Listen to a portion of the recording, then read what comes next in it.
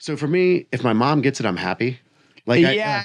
But when my mom The asks mom me litmus questions, test is second to none. Like if I can send her that, I don't even Dropbox them. I airdrop it to my phone and then send it to them so they actually get it instead of like them trying to watch it compressed on the my mom doesn't Dropbox see it. My mom doesn't browser. see it until it airs. Oh, okay. So like, yeah, I'm like, then I'll get like a text or a phone call. I really liked it, but what about this? I'm like, oh shit, she asked a question. Like that means I didn't do something right. Yeah, I didn't catch she's something. curious about this, and 70% of the time it's like something that's like really fringe, and I'm like, okay.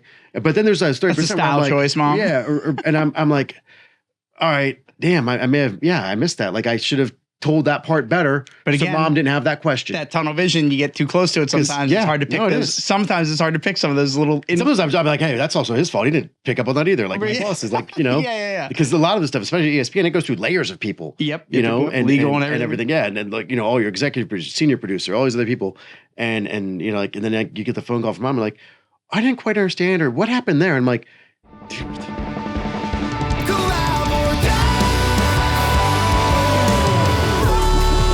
We're always collaborating at all times with the universe. Yeah, dude, thanks for coming on the podcast. No, I'm glad my you're pleasure. able to make time. We kind of bumped into each other. We see each other every like 6 months, and it's always like good catching up and seeing what you're doing creatively. Well, because we used to see each other weekly, which was great. Yep. and or more, depending on, how often you were there at WPSU. And, always had good times. And of course, pandemic happens and everyone goes their separate ways for a while. And then I left to go and, go back to the freelance world. Yeah, you were actually the last producer that I worked with before the furlough, right before everything. We worked on some like spring camp, I think, video or something like that was going out. Sounds right. And I just remember being like, getting pumped that I was going to be working with you for the season. And then it just didn't happen. I was like, wow, glad I got fucking excited about nothing. Although I will say this, that pandemic year was actually a fun year to do football at Penn State because there was no, tailgating. Yeah. So, for us, remember when we had like those noon games, we had to be there at 6 a.m. Yeah. To film and get all our stuff together. I rolled in like an hour before kickoff, parked right in front of Beaver, go right in the media entrance and right through.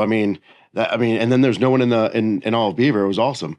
So from a logistical standpoint, I really enjoyed that 8-game season they had late in 2020. Oh yeah. I mean, even though our record was not very stellar. That record was awful.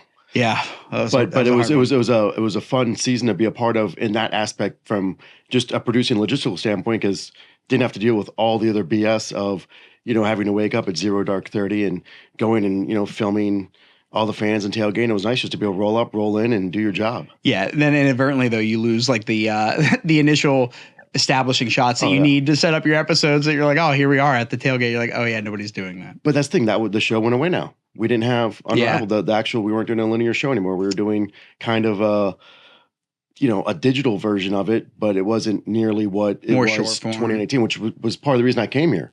Was the idea of taking the show that needed, from my standpoint, a lot of work, and I think a lot of the people would agree with that, and molding it into something that myself as the producer and the people I work with, as well as the audience, would be proud of. Yeah. Yeah. I mean, like, it's hard whenever your higher ups are the ones that are kind of like pushing you in a certain direction, and that direction is aimless, and you can tell. You're just kind of like, okay, but you did hire me to do this thing that you want me to do, and you seem to not mind that you're bottlenecking me from being able to do that in the first place. And that was one thing. Like when I came here, when I interviewed for this position at WPSU to run and be the lead producer for Unrivaled and everything, I sat down and had interviews with one of the ADs at Penn State for their broadcasting and communications, one of the higher ups at WPSU, and one of the higher ups within the football staff. And one of the first things as we were talking, I said to him was like, "Are you okay with constructive criticism?" And they're like, "Yeah." Well, I was like, "Your show's unwatchable." And they're like, "What?" I was like, "It's not I have no reason to be invested. Why should I tune into this show?" And so having those conversations, them listening, and then, talking about, the changes I think need to be made, and, will they give me and this team and everyone the freedom to do that? We ended up, creating a show that we were really proud of, that ended up getting, a lot of recognition, both internally, externally, and then, garnishing 2 Emmy nominations and 1 Emmy win. Yeah. So those are all great things. And then all of a sudden, 4 months after that all happens, it kind of goes away. Yeah. And they want to get into this whole more social digital space, and we're repackaging shows, doing these other things. And we got away from what I'm passionate about, just storytelling. Yeah. And so that's definitely a thing that I think you're really, really good at. Like for me, I had been spending, I was given a lot of creative free reign for everything that ever I had to do beyond the A1 block, like the intro.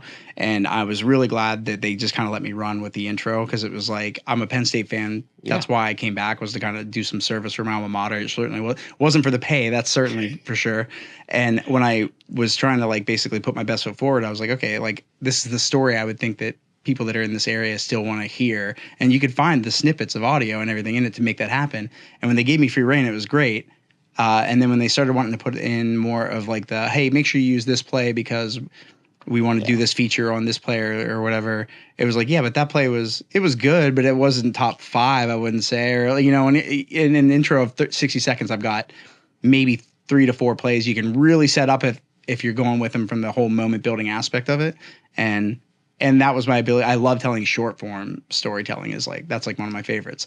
But like I used to watch 60-second docs on Facebook. Yeah. Fucking love them. And you'd be like, man, that's so crazy. You just packed all that in 60 seconds and I'm invested. I would watch the other 30-minute episode miniseries or whatever. And yeah, I don't know. I just feel like whenever you came in, I remember sitting in the booth with you was very different, because you immediately had this like clear direction of where you were trying to go with what you were doing. And like you said, you know, I didn't have to pick out music for you to cut to, but sometimes you would if you had something you already had. You were like rolling with it and you're like, I got an idea, let's go with this. Yeah. But sitting in a room with you and having somebody, that's usually an armchair editor is usually the biggest pain in the ass ever. But it's not when somebody comes in, they've got a clear vision and you know that what they're going to have you execute on is going to get cleared as soon as it goes through the ropes. You know, like it's done. Once it's done off my plate, I didn't have to worry about coming back for edits really. Or if I did, they were like 2 minuscule ones. You'd be like, I can get somebody to pop in for that. Because I give really limited hours. They wanted me for like 31. Yeah. But I was like, because I didn't want to go full time, because I didn't want to be union. And I didn't, so I was basically relinquished to like $15 an hour to do work that they're banking Emmys on, but not, really fully utilizing, I think, everybody's creative talents in the pool that they had. Did they put your name on that? I did, yes, one of the years, yes. But it was for a segment that I like barely touched. But I'm saying for when we won series, were you a part of? Did you get a trophy or no? I don't know whose name. I know they only allowed 10 names. 10 names, yeah. And so I got the clearance to go get my like Emmy statue. Yeah. But like I was like, so when they didn't buy it for you? No, because I'm not full time. Oh, that's horseshit. So I was just like, which is fine. So I'll pay for my own Emmy eventually. I'll go buy my trophies so I have it, but. It's not at the top of my list. And like, honestly, like what does having an Emmy ultimately do for you other than give you like the social clout amongst people that give a shit about it, which is good if you're trying to get something cool for your background for your podcast. Certainly true. Yeah. Maybe I should, now I got the podcast. I shouldn't fuck around. I should order it. But yeah, so I got to, that was what was crazy to me. I was like, oh, you win an Emmy and they make you pay for your own trophy. And I thought everybody had to pay for their own trophy. They were like literally I think you told me like 6 months ago, you're like, no, like, they just give me, and you give me time in case like you lose or whatever. Like I don't know what they cost, but I think it's a couple $100. It's like 300 something. Yeah, so you can write and get like so I've been fortunate to. That was the second one I've won. I've been nominated for a few others, and it's one of those things where everyone always says it's an honor to be nominated, and it is. Don't get me wrong, it really is. It's cool, yeah. But like losing sucks. Just like everybody else. You made me give a shit about this thing, and then now all of a sudden it's not. You dangled the carrot in front of my face, and then I didn't get the award. So I lost, 2 or 3 times before I won one. And it got to the point where I actually stopped telling like family and friends that I was even nominated because it sucks having to be like, oh yeah, by the way, I lost. Yeah. It's like your mom or whoever's excited. They want to hear about it after like, they know you're all dressed up because like for at least the national sports Emmys, because we didn't get to do the one for this because of the pandemic. They didn't have it. I think it was like online or something. Yeah. So, for the national ones, they have, it's a big to do in New York City and, all the sports people there and, all these big presenters and everyone's dressed up and there's, cocktails before and after and it's a great time. But you sit there for like 3 or 4 hours as they go through all these, other categories and they finally get to yours, which is the only one you kind of care about, except for other ones your friends might be up for. Right. And then it's like they say someone else's name, you're like, oh. Yeah. And then like 2 hours later, you get like a phone call or, from your mom or the next morning when you're, hungover. Did you get it? It's like, yeah, so, how'd it go? Did you win? I was like, no. And lucky you, it's usually she's told a shit ton of your family members right before the holidays because you go home around Thanksgiving and you're like, oh, we heard you were up for it. You're like, I didn't get it. And they're like, oh, yeah. The walk down their excitement. Well, for the national ones, it's like March or April. So you got this like, regionals. There's nothing really. Yeah. I don't know when regionals are. I can't remember when that was. That was I think it's like September, October. Yeah, I think so. Because I remember when we won for the Penn State one, I was at my buddy's lake house in Raystown Lake, and we were celebrating my friend and his wife's anniversary. And so there's like a dozen of us up there, like, having a good old time. And, I got the call or the text or email, whatever, that we won. And it was kind of cool because I was able to share that with a bunch of friends right away. Right, yeah, as soon as it happened. And that was no one even knew that I was, nominated for that. I didn't say anything. But like after the first 2 or 3 with, when I was with ESPN and stuff, they, I stopped telling people. And finally, like the year I won, I think I only told like my big brother. He forgot, which is nice. And so then I was like, what am I going to do with this thing? Because it's big, it's cool. It's an awesome looking statue. And, I was, extremely proud of it, but I was like, what am I going to do with this? Like, am I going to put it on my mantle or anything? And, right. How many years is it cool to keep this around before it starts to look like I haven't won one in a while? Exactly. Yeah. Something like, yeah. Can I put next to it, like, lost previous, so kind of, little paper ones that, represent the losses. But, it's one of those things where I wouldn't be where I'm at. And I think a lot of people can probably, kind of agree with this or I wouldn't be where I'm at without like my parents. And the support they gave me and everything, I fell in love with this industry and everything when I was like 13. That's damn young. Yeah, exactly. Well, so here's the thing. I've got 2 older brothers. So one of my brothers he was like a senior in high school and he was going on his like spring break trip with the senior class to like the Bahamas or something. And then my other brother that summer was like part of the French club and he was going to like France and Switzerland and stuff to go do that. So for like spring break, I think I was in 7th grade. They were like, well, we got to do something for Mikey so he doesn't feel like left out. So they like shipped me off down to Miami where my aunt and uncle live. And my uncle's in the industry. He's, with ABC News. And while I'm with him, kind of a story breaks and I get to go be a part of this with him and see him like interviewing and then see, what the producer's doing, what the cameraman doing. And this was back in the day and, it was had to edit it right away to hit the satellite. And then the satellite had to feed it to New York for Good Morning America the next morning. Then also for like, I think it was also on World News Tonight with Peter Jennings that night. And so the next morning, wake up and here I am on the couch, between my uncle and I'm watching him on TV. I'm like, that's kind of cool. Yeah, and of course I can mess with that. Yeah, and I got to see what everyone else did, and I really fell in love with it. Compared to like, these other office jobs, like my father and other relatives and people I've seen, other friends' dads are doing, and I was like, this, So I started, asking and learning more, and then anytime he had to come to, the Metro DC area where I grew up, I would get to go. When I was in school, my parents would let me, go out of school and go do like the day with him and see him interviewing other people, and so it just took off from there. And so going into college, like most people are like, I don't know what to do, or like they changed their majors 5 times. Like I knew I wanted to do broadcast journalism.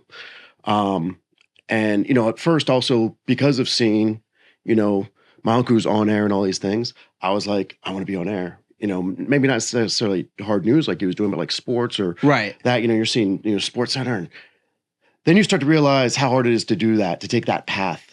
Yeah, it's a whole other rabbit hole. It's a whole other thing. It's just like when I was a kid, around the same time, I also had like this dream because my grandfather was a colonel in the Air Force and flew in World War II and Korea and Vietnam and, amazing stories and friendships.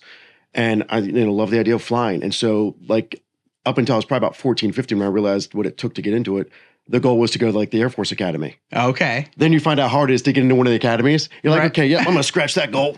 Yeah, I guess we'll just go back to that thing I had in mind. Yeah, it's like that one's not going to work out. Like I'll have to, work on maybe getting just a private pilot's license, but I'm not going to make it into one of the academies or anything like that.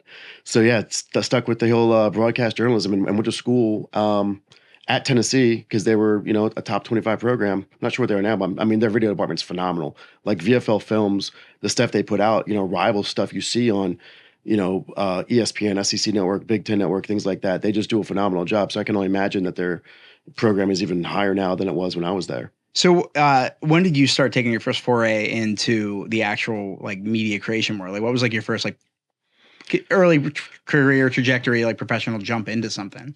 I mean, probably in college. Like, so, I did through high school, we didn't really have like a media department. Like some schools had that. We had an AV club, and I remember all my friends were like, they loved B horror movies. And so they were like running around in high school making B movies, like it was going out of style.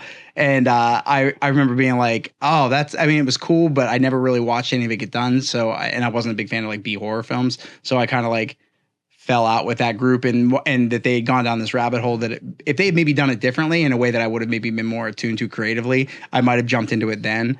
But I mean, your generation, same as my generation, were raised with media. So basically, most of what we do is reverse engineering elements of things that we like and helping them manifest in the way that we want to express our creative vision for something. And like, I just never really got the opportunity to do that until after college. Honestly, it was music is what brought me to photography. Like, you do a couple tours in Europe where there's no Wi-Fi in a bus or in the, Sprinter van, and you're just kind of like, hey, Maddie, let me see that camera. Like, show me how this thing works. Like, walk me through this. Like, I don't understand this. And that's how I kind of got my start. Like, I didn't have like a clear intention of wanting to do it until I realized I was good at it. I was like, oh shit. Because I hate the period of when you start into something and you're not good at it, you have to go through the period of suck. Yeah. And I am not good at being like, oh, I'm not good at this thing that I spent a lot of time doing. Well, that's one thing. So, like, we didn't have an AV club, or maybe we did. I think we did, and they weren't the kids I wanted to hang out with. Yep. So, like, it was also like I played sports and stuff, and all my buddies were in sports, and so, I didn't, think about trying to join, the AV club or anything like that. Because also, like, it's almost like, one of those other things. Like, there's those certain groups and cliques, and you look at them, I'm like, yeah, I'm not going to hang out with those people. So this is just not going to work for me. But I get to University of Tennessee, and I, go into the broadcast journalism classes and, start doing this. And then, everyone's talking about the importance of internships, which is one of the things I tell everyone, all the time about this is like, you can't get enough internships. Start as early as you can, high school, college, this is still a competitive field and it's a small field. So like the more you can start getting your name out there, starting to make connections, the more important. Well, I thought I had this, I had this, great connection through my uncle and, reach out to him to get an internship with, ABC News up in New York and, reach out. And I mean, I was taught a valuable lesson. Like he, puts me in touch with the person in charge of the internship program up there with ABC News. And I end up getting this like packet to like fill out. And I'm going through this thing. I'm like, I don't have any of this. Like, and then they want like samples of written work and samples of, anything you've done on radio or TV and stuff like that. And I was like, I don't have any of that. And like, I was expecting a handout because you're my uncle. I've already seen it. I've seen how it's done. But you're a bigwig. Like you're, just pull the strings. Yeah. It's kind of like the magic genie. Rub that, make it happen. And he made me go through the process, and I didn't fill it out because I knew you were going to get it. Yeah. I was like, I might waste my time. But I also realized, all right, in order for me to do this, I've got to start showcasing him, the stuff I can do, and I'll ask down the line again. So for the next 2 years, I ended up doing DJing at the local radio station at, I think it was WUTK, and then working, with our news production teams there on campus, whether I was doing some on air or filming or editing and producing and all that. So that was really my first, like, diving into it and jumping in and seeing what it was like, and really enjoyed. And that was back when it was tape to tape editing, which was frustrating as hell. Like I'm to totally this day, I'm not an editor. Like I can sit there but we had to sit down and do our own things, and that could be. I really enjoyed shooting and filming, and that was great. But at the end of the day, it was always storytelling and getting these stories and talking to whether it was other athletes on campus or the school of business or whatever it was, architecture, and getting these stories. I still have a few of them somewhere on VHS somewhere. But then I was sending my scripts and sending some of this work to my uncle, and it came back. And I mean, it looked like Freddy Krueger. It was just, red slashes everywhere. And I'm like, and it would be like, that was a good phrase or a good turn of phrase or, nice sentence or nice use of whatever, like one or two in between all these just red lines. And I was like, am I cut out for this? Because that's when you start questioning yourself. Like, kept at it. And, 2 years later, went back to him again and said, hey, can you put me in touch with that person? Because I was ready to go through the process. Right. You got the credentials. Yep. And I was like, I'm ready to fill out this, dictionary of packet that I have to do or whatever it was. And he's like, all right, let me get back to you. And so like a couple days later, he calls me back. He's like, unfortunately, the summer internships are full. I was like, all right. He's like, would you be able to do it in the fall? I said, yeah, why not? Yeah, of course. He's like, all right, give me another day or two. I was all right. So he gets back to me. He's like, contact this person. You'll probably need to be up here August, whatever. I'm like, okay. But what about filling out everything? He's like, no, you're good. So, I mean, but because he saw everything I did, now he's got no problem, using his name. Yeah, it's true. And putting his name out there because he's, fairly certain I'm not going to embarrass him. Yeah, certainly. It also helped we don't have the same last name. So at the same time, he had a degree of protection. Which works good for both of us. Yeah, he was sequestered from any incurring damage that he could have gotten. He doesn't have to worry about that's not true. He getting in there, I was able to make a name for myself without it being associated with that name because no one knew we were the related. Slacking, dude. Sorry, That's all right. I just gotta fucking get you set and up so here. so I get up there, and this was fall of 2000, and I'm doing this internship with Primetime Live in 2020, and for I don't know how that age group or demographic for your viewers, but fall of 2000 was a big political scene.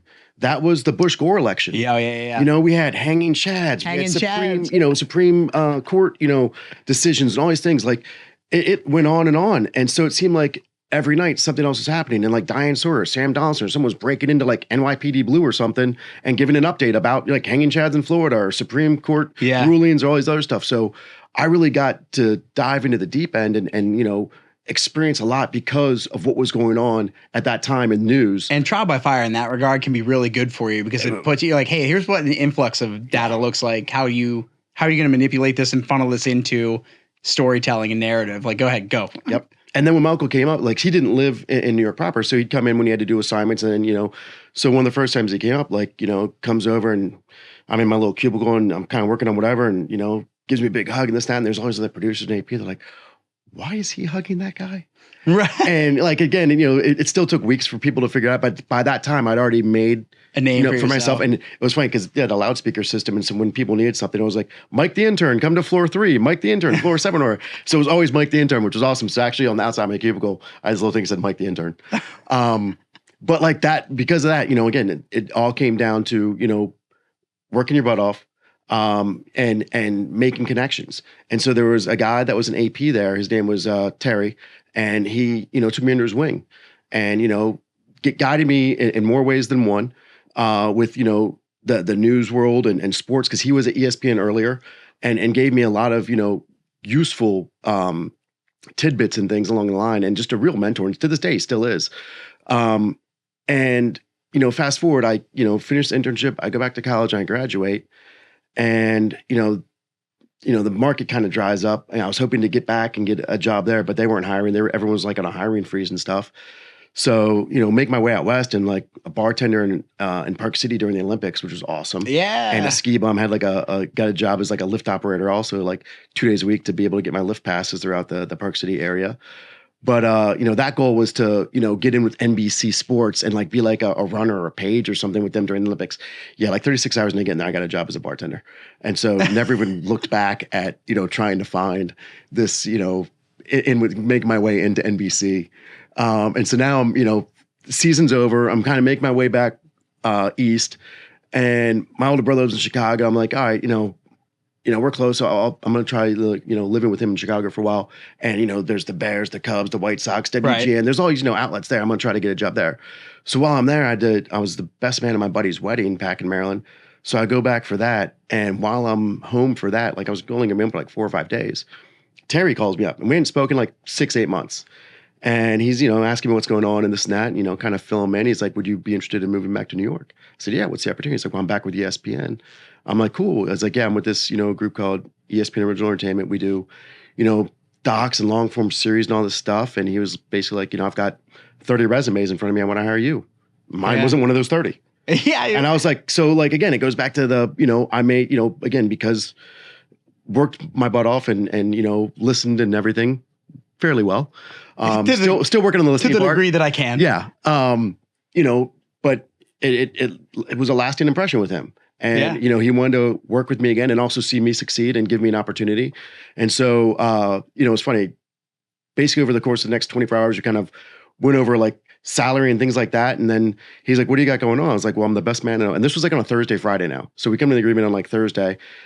He's like, all right, what do you got going on? I was like, well, I'm the best man at wedding on Saturday. He's like, cool, you can be here Monday.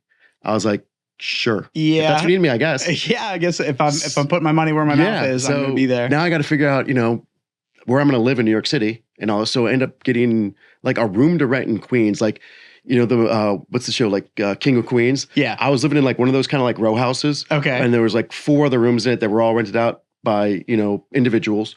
So I got this for, I don't know, $600, $700 a month. And again, parents are helping me because I don't really have any money. So they, thank you, mom and dad. Another reason, they get that. I wouldn't be here without them. So get up there and I'm doing, and Here's the good thing. Like, they're good people when they bust your balls in a good way and have a good sense of humor. So I asked him, and it's August now. Or no, it's July. It was like July 13th or 14th. And I was like, what's the attire? He's like, oh, it's, like ABC was like, business casual, slacks, shirt. So I show up, slacks, shirt, tie, like ready to rock and roll my first day and go to this like production house in downtown Manhattan, like right in Times Square pretty much. And roll up and in. And there's Terry and the other guy I'm working with and the editor. They're on like shorts and flip flops and t-shirts, like just hanging out. And I walk through the door and he just starts laughing. He's like, gotcha. I was like, oh, you son of a bitch. Like, that's a good one. So yeah, I mean, from there. But you're not mad that you're like well dressed in downtown. No, I was just mad because it was hot as hell. And I'm like on the subway. The subway's, like that's a cattle car. So it's, twice as hot. And I also don't even know where I'm going. So I leave earlier. I still get lost. Because when I was interning in New York, I lived either in Brooklyn Heights, which is an easy train up, or I was at a second up part of the two places I lived. The first was actually like, I guess like Spanish Harlem, like, up in the 120s and like Broadway or Columbia or Columbus Avenue, somewhere in that region. And so it was an easy shot down to, ABC, which was 66 in Columbus, I think. Now, I'm, out in Queens, not sure how to get in, trying to read the subway map and all this stuff. Right. Where do I go? Which line do I get spray on? painted And and then you get off and you're like, okay, and I'm trying to remember, okay, avenues go north, south, streets west. I'm here. All right. So you take, nope, not that way, and go back that way and, walk the 4 blocks or whatever. And you're just like, pretty much drenched already. And then you walk up and you see all your buddies in shorts and flip flops. You're like, okay, tomorrow's going to be different.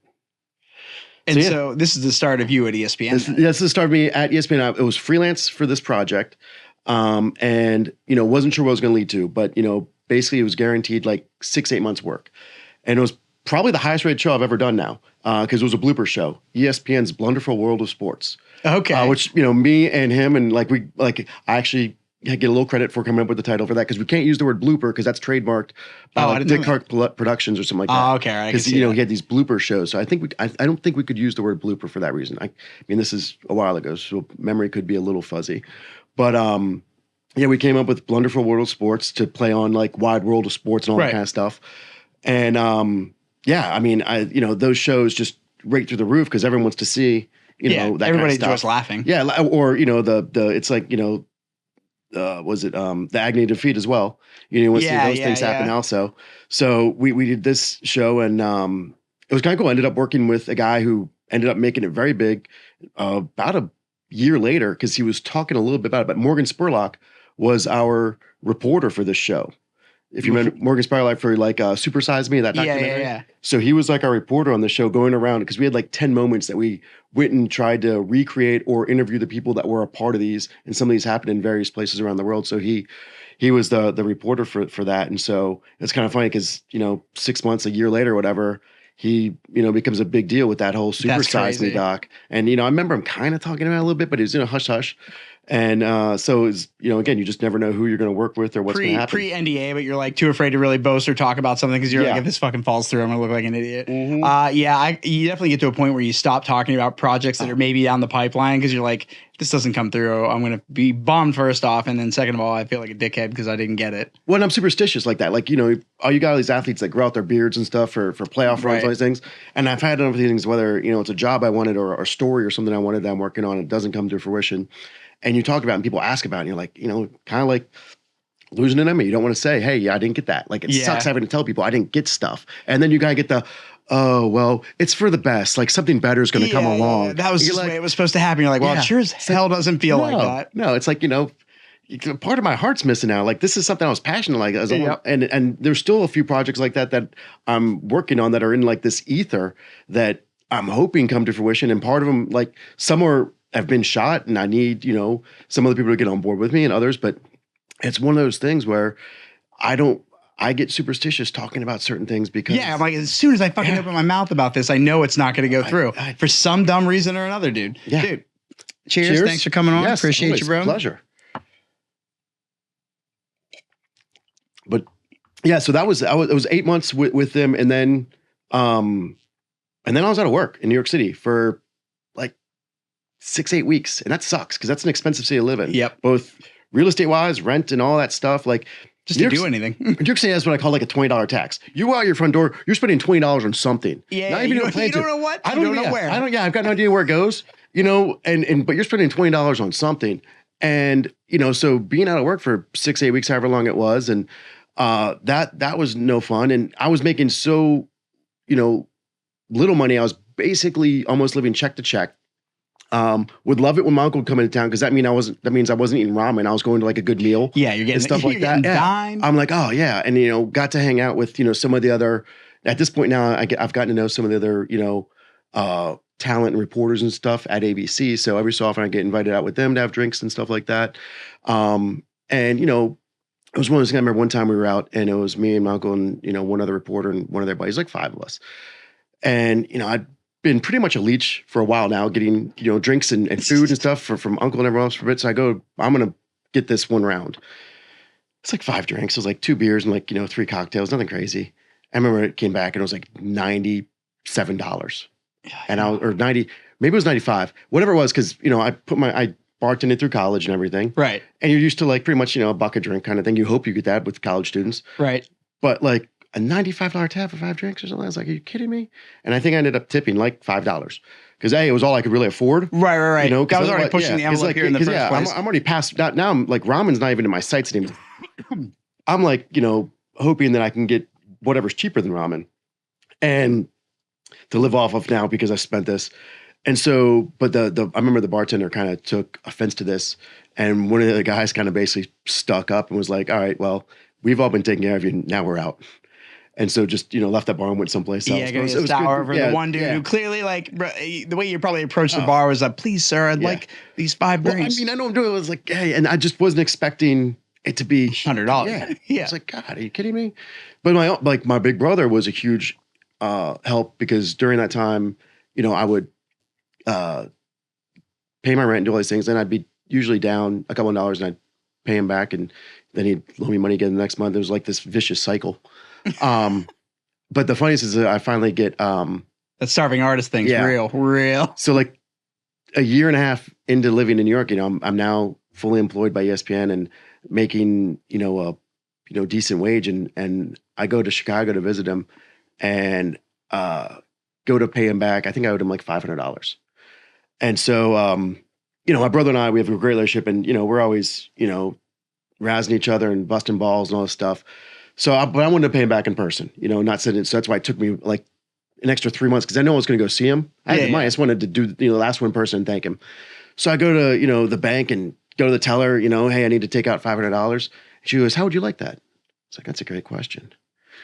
Do you have 500 Sacagaweas? And she's like, I'm sorry. I was like, you know, Sacagaweas, the little gold coins like that with, you know, the, you know, Native American lady holding the baby. And she's like, no, I know what you're talking about. I was like, yeah. She's like, 500? I was like, yeah, do you have 500 of those? She's like, let me see. So she comes back. She's like, I think we only have, we've got 137. I'm like, cool, I'll take those. I'll take all those and the rest in big bills, please. No, well, that's the thing. She goes, okay, and how would you like the rest? I'm like, quit asking these dumb questions. So I'm like, singles, of course. Ones. Yeah. So now I'm listening to this machine, you know, just counting all the singles. And right across the street from the bank was so I'm walking out with this bag that's jingling. A duffel. Yeah. I mean, it's almost like a Scrooge McDuck thing. Because you get this thing jingling and cash and everything. I'm like, and heavy. Yeah, exactly. So right across the street was like a TJ Maxx or Marshall or something. So I go in there and get like little Chicago Cubs backpack, put it on there and shake it up really well so it's not organized. It's not banded. I don't want anything banded. So it's all like that. And walk in the house and my brother's got triplets and he's sitting there on his couch with these 3 little ones. They were under 2 next to him and I just chucking him at it and it's in one of those perfect shots. And he's like, oh, I was like, we're even, man. He opens up. He's like, what the? And he's like, he just laughed. I remember hearing, I think he ended up was paying pizzas and delivery with Sacagaweas for like the next 6 months or something. Every time they get food delivered, he's just like, here you go. It's the equivalent of the guest who gives you like a $2 bill or whatever, included with your tip. You're like, thanks. Those are great for Mexico. I'll go to the bank and get like $50 and $2 bills. And my brother may have been the one who told me this and give those out like for when you're tipping. Oh, yeah. They remember you ready because they're so rare. Oh, I also do it at weddings. Like they're also great for weddings. Like you go to like, because everyone, first of all, bartenders at weddings suck. Right. They're slow or they don't know what they're doing or, they're just there's no rush or speed. Right. And so they're reluctantly working this gig. Yeah. So I tried like you're trying to be memorable. Right. And so a lot of times I'll take $2 bills and I'll give them a $2 bill on the first thing and make sure they see it, like not just put it in their jar, like I'm going to throw in $1. And they're like, oh, and then they look up and they remember you. Right. So like, yeah, $2 bills are good ones to have for certain things. I'm gonna implement it. I'm gonna definitely adopt it. That's a good one. It is. I'm fairly certain that I got to give credit to my brother on that as well. I think he taught me that trick. It's one of those things. Always learning, right? Yeah, man. We were talking last night about how it really kind of comes down to, and your story is kind of already kind of testimony. Wait. Before I get into this, how did you get into? What made the jump from ESPN to Penn State? Like, how did that come about? Were you? No, so I was I'm at ESPN. I do this, thing for 8 months or whatever. Then I'm out work for a little bit. Then I go to work into a show, Jets 24/7, and basically embedded with the New York Jets. And we're doing a linear show that airs, I don't know, an hour before kickoff every week. So did that for a season, and then went from there. Were you a Jets fan? No, because I'm from DC. I was more of a Jets fan than Giants because I grew up being a Redskins fan. Right. So, living in New York was also rough because, the Giants I didn't like growing up. I didn't like the Yankees growing up. And I didn't like the Rangers. I didn't care about basketball.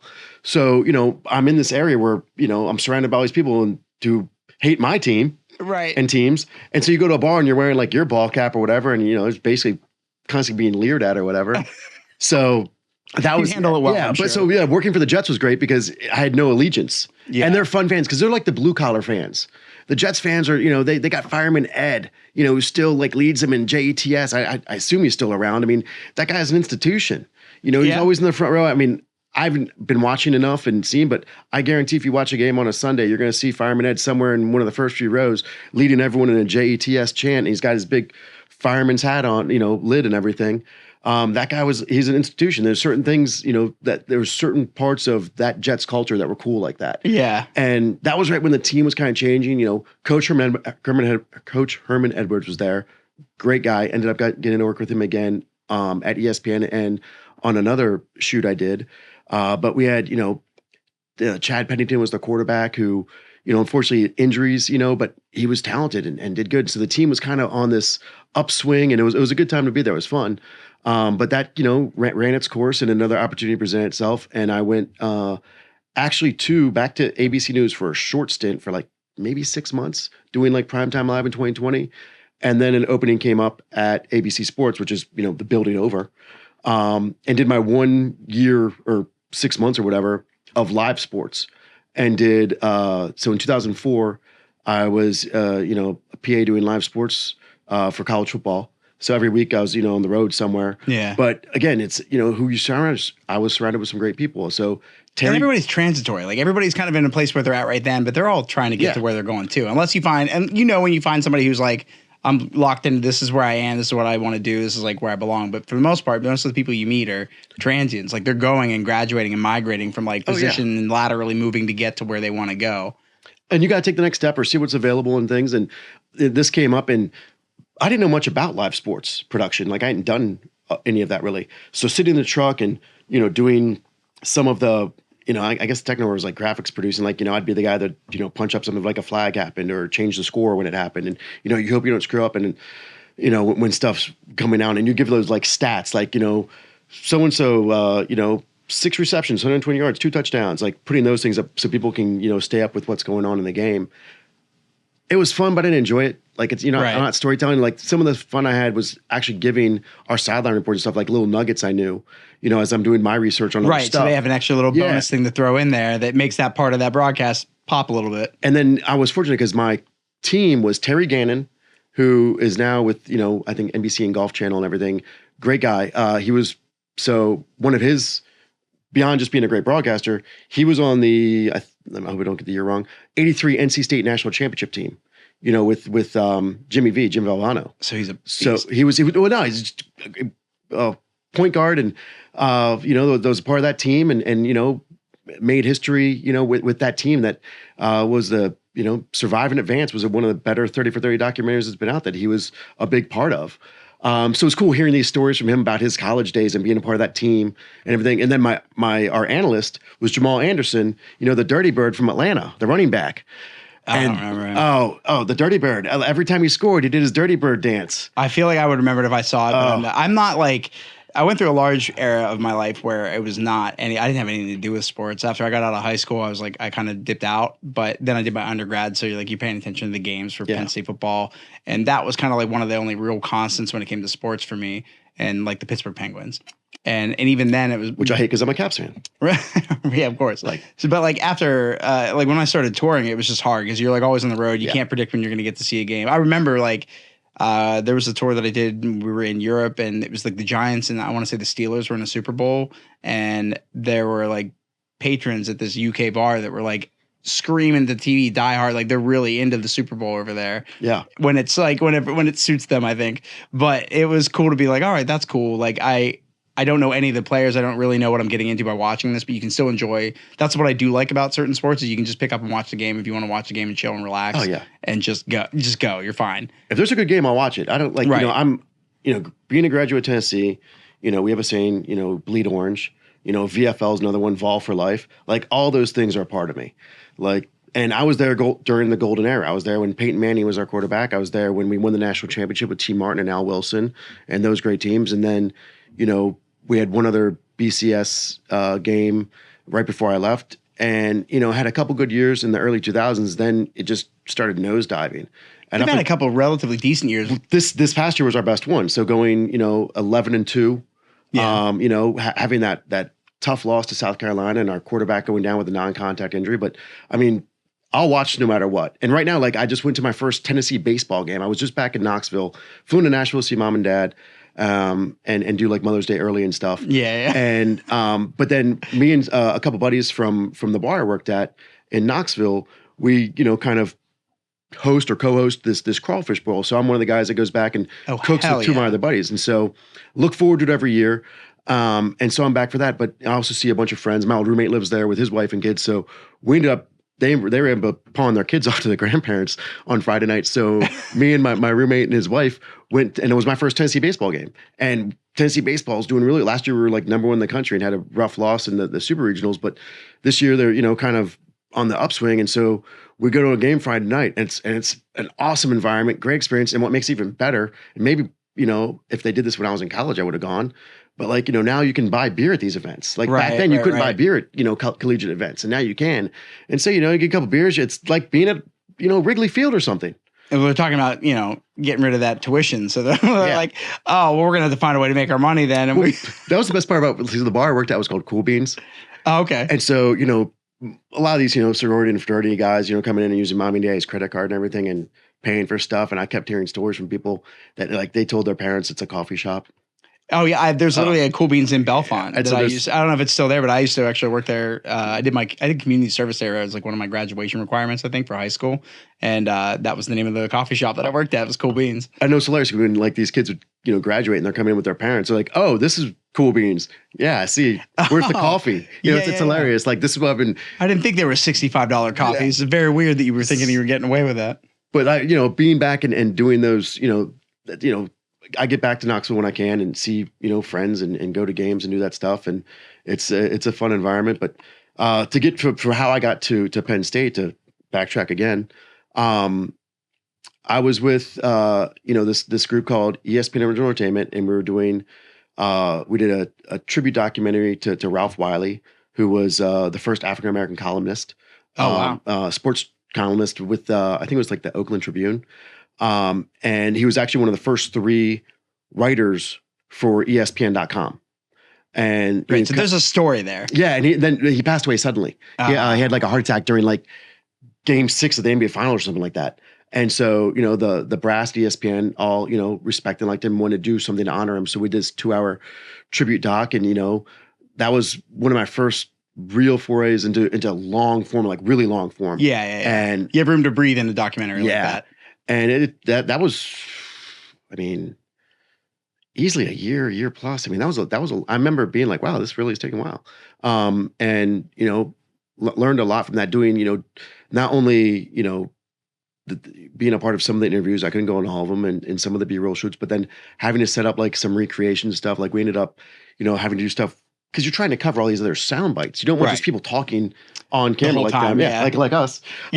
So they, we're covering all this stuff. We're like, all right, how are we going to, showcase this when he was, became the first, African-American sports columnist. And so we ended up, I went to like a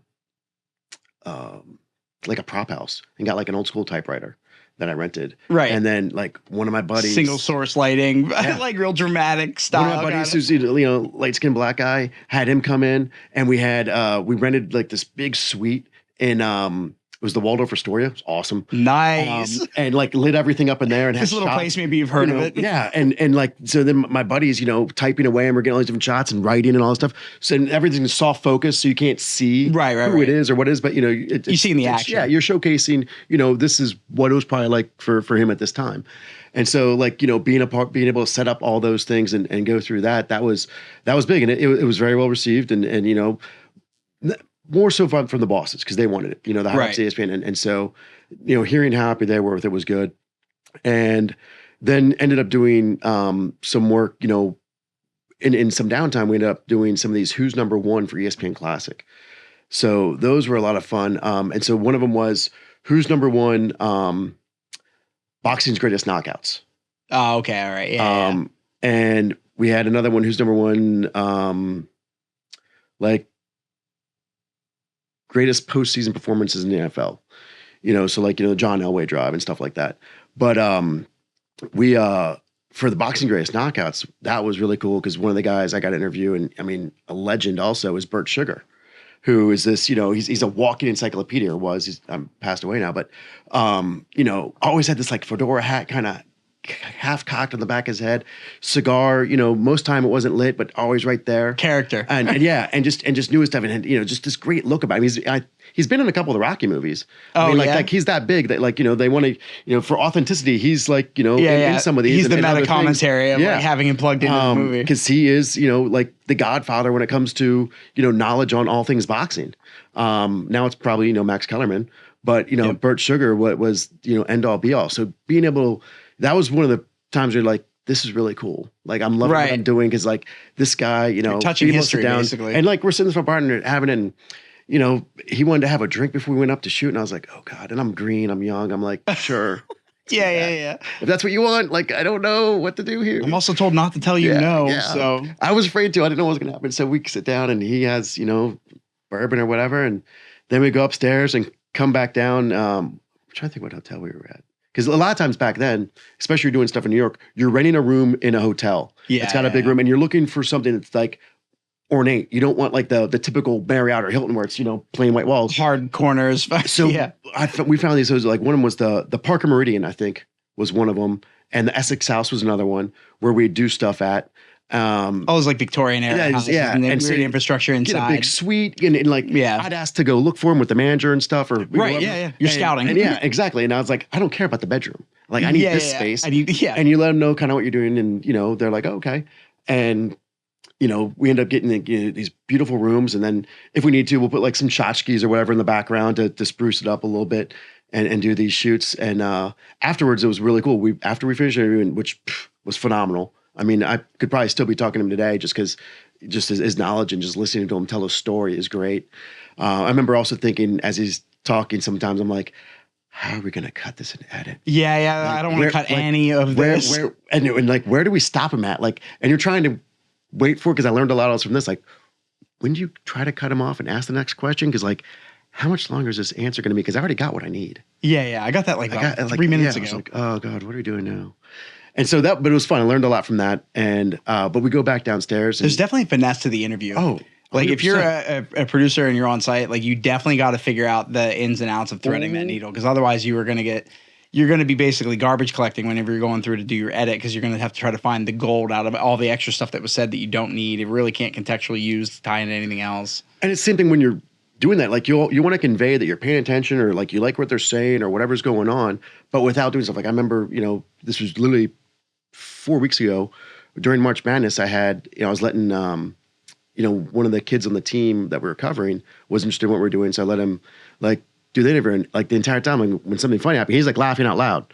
And I'm like, we can't use that because you're laughing. And I'm like trying to like, I was like, no. I'm like off to the side Yeah, trying yeah. to tell him what's going on. And, we ended up getting what we needed, but like, I had to talk with him afterwards, but I've, seen the other things. And so, when I'm sitting across from someone and they're telling a great story, I'm like smiling. Oh, yeah, and yeah, like, the eye contact, you definitely or like, gotta depending emote. on what it is, like you get somber and stuff. You have to like use like it's facial expression, at least for me to to do it. Or if it's like something really good, I'm like, I just give them like cues, like this is awesome. Yeah, keep going. Like, if there's more to this, and then you ask, the follow up because, sometimes you can feel like there's more. I'm like, yeah, I don't want to have to ask a follow up. Just keep going, and give like just little cues and things like that. Just keep leading this information. But Bart and I go back downstairs. I think we're at the Essex House that one, and we're World Cup is going on. I can't remember which World Cup it was, but we're playing or the game was going. I don't know if it was the U.S. or someone else. Well, we sit at the bar, and this ended up just being like a cool moment. And I had like 5 words with him. And maybe a high five after a goal. Robert Duvall was sitting there with a buddy. I'm like, and he's awesome. I love Robert Duvall. I mean, love the smell of napalm in the morning. I mean, like he's got so many, amazing roles. I was like, so here I am sitting next to like a boxing icon and now like an acting icon. And I'm like, this is a great day. Yeah. Like I hope the rest of my career is like this. Wasn't, but like, you have those moments every so often where those happen. Yeah, they're surreal. And, Definitely. and you're just like, wow, all right, this is definitely a good day, and you get back and do stuff. So doing those, and then I'd heard that ESPN was starting this new magazine show called E60. Okay. And I was like, wow, this sounds like right up my alley, like long form programming, news magazine style, with sports as the conduit. I'm like, this is great. This is what I'm looking for. And do some research and find out that this guy Bob was going to be running the this new venture that ESPN is doing, and do some research. Turns out he used to be a former executive or senior producer or whatever at ABC. So I was like, do you know anybody in the same camp or? Well, that's it. I was like, so I reached out. It turns out that he knew my uncle. Nice. And all those other things. So I reached out to my uncle. I say, listen, there's this new show starting. Can you, reach out to your buddy Bob and see if, because again, he's at ESPN, my uncle's ABC. It's all Disney. So people find him in the directory. Yeah, exactly. And shoot him an email. And so he does. And I go in and meet with Bob at his office in New York. And like for 15, 20 minutes, we're sitting there and we're talking about like who we knew at ABC and my uncle and all these other things and other people that we knew when I was there and telling stories. And I'm trying to get it back to like, tell me about this new show. Tell me about E60. Like, right. Yeah. And every time it's like, come back to this. I remember walking out of there and I was so deflated. It was almost kind of like, when my uncle first made me try to fill out the stuff when I was, a freshman in college. I remember walking out going, okay, he just did his favor to my uncle and met with me. But like, there's no, like, he's got no desire to like hire me or do anything with that. I remember like just walking out, just being like deflated and walking down like Fifth Avenue or whatever it was, Park, and just being like, because I was really excited about just this opportunity. Kicking rocks, a fucking walking cliche. So yeah, I go back. It's like, I go up to Chicago to see my brother like a couple days later and end up shattering my elbow. And that was no fun.